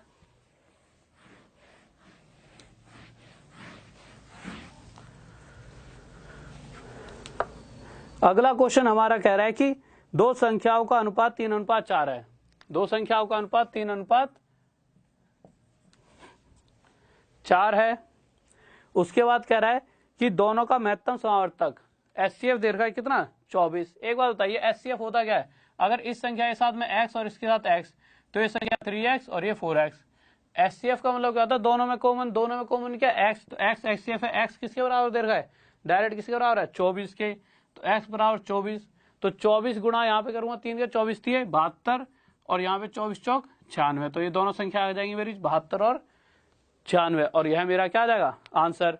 बहुत बढ़िया, बहुत बेहतरीन तरीके से आप सभी ने क्लास आज एंड कराई है, और थोड़ी सी दिक्कतें बनी है। इस लास्ट क्लास थी हमारी, बिल्कुल आगे हम जुड़े रहेंगे, जाना कहीं नहीं है। कल से 6 बजे डेली क्लास ऐसे ही होती रहेंगी, बस शायद कल से प्रैक्टिस सेट होंगे। और जिस तरह से ही मैं क्लासेस में प्रैक्टिस सेट कराऊंगा, अलग अलग कराऊंगा या एक ही तरह से, मुझे तो ऐसा लगता है एक साथ रहोगे तब भी फायदा ही मिलने वाला है। पर अलग अलग, जैसे ही मुझे आज प्लानिंग अपनी पूरी कंसंट्रेट करके ही मेरे लिए ऐसा मैं क्या करूँ जो आपके लिए बेहतरीन रहे, जिससे आप ज़्यादा मार्क्स ले सकें। तो जो भी मेरे को प्लानिंग अच्छी लगी, जिससे मेरे वाले जितने भी स्टूडेंट्स हैं जो बेहतरीन से बेहतरीन नंबर ला सके, उस प्लानिंग के साथ में आऊँगा, जिससे आप सभी के सभी अपनी चीज़ों पर ज़्यादा के ज़्यादा कमांड बना सकें, ठीक है। और आज की थोड़ी बहुत जो हल्की फुल्की जो टाइपिंग में मिस्टेक हुई है उसके लिए थोड़ी सी दिक्कत है, तो क्षमा कर देना, ठीक है। तो और कल मिलते हैं सभी, एक बार 6 बजे आ जाना। जैसा भी होगा कल आपको पता लग जाएगा कि प्रैक्टिस सेट दोनों। वैसे देखिए मुझे ऐसा लगता है जिस तरह से पैटर्न चल रहा है तो चीज़ें तो सब में एक जैसी आ रही है, तो मैं शायद कोशिश करूँ एक ही क्लास रहे, पर वो तो पूरे दिन में आज पता लगेगा कि कल क्या होने वाला है, ठीक है। तो उसके बाद कल के बाद से सीधा जैसे भी आगे होगा वो आपको पता लग जाएगा। और वैसे जो भी करेंगे बेस्ट करेंगे, क्योंकि हमें पता है कि यार हमें रिजल्ट चाहिए, और जब तक रिजल्ट नहीं देंगे दो कितना पढ़ा लो, मैं आपको 24 घंटे पढ़ा लूँ, आप 24 घंटे पढ़ लो, आपका रिजल्ट ना आए तो ना आपको मजा आएगा ना मुझे। मजा तभी है जब रिजल्ट आएगा, और रिजल्ट लाने के लिए हम हर तरीके से कोशिश करेंगे कि कुछ ना कुछ बेस्ट दे और कुछ अच्छा सा ही करें आपके लिए, जिससे आपका अच्छा रिजल्ट आए। और जब अच्छा रिजल्ट आएगा तो हमें लगेगा कि हाँ हमारी मेहनत अब सफल हो चुकी है, और आपकी भी, ठीक है। तो और जो भी नए विद्यार्थी हैं, एक बार फिर से कहना चाहूंगा, जो भी नए विद्यार्थी हैं आगे अच्छी अच्छी चीजें जो भी आपको प्रोवाइड होते रहे, उसके लिए आप चैनल को सब्सक्राइब कर लें। ऐसा होता है पढ़ते पढ़ते हमारा ध्यान पढ़ाई की तरफ चले जाता है, हम चैनल सब्सक्राइब नहीं कर पाते। तो एक बार अगर चैनल सब्सक्राइब नहीं कर रहा तो आप चैनल सब्सक्राइब कर सकते हैं, जिससे आगे कोई भी अच्छी चीजें मिलती रहेंगी तो आप तक पहुंचते रहेंगी। एक नोटिफिकेशन बेल भी दबा देना, और साथ में जाते जाते वीडियो को शेयर कर देना अपने फ्रेंड्स के साथ, व्हाट्सएप वगैरह जहां पर भी आप शेयर कर सकते हो। इतने हमारे लिए आप कर सकते हो मदद। और वीडियो को अगर लाइक करना चाहो, अगर आपकी इच्छा है तो कर सकते हो। अगर आपको अच्छा लग रहा है कि हाँ सही कराया, और वैसे आप थोड़ी सी कमियां रही हैं, तो उन कमियों की वजह से भी अगर आप थोड़ा सा सोच सकते हो यार कि हर डेली सही चीज़ें कराई जाती हैं, आज भी मैंने कोशिश तो पूरी करी थी, ठीक है। तो उसके लिए फिर भी थोड़ी सी फिर से मुझे फील हो रहा है ना यार कि थोड़ी सी गलती होगी टाइपिंग में, तो कोई नहीं, चलो फिर भी ऑल द बेस्ट। जय हिंद, जय भारत। फिर दोबारा मिलते हैं कल सुबह 6 बजे।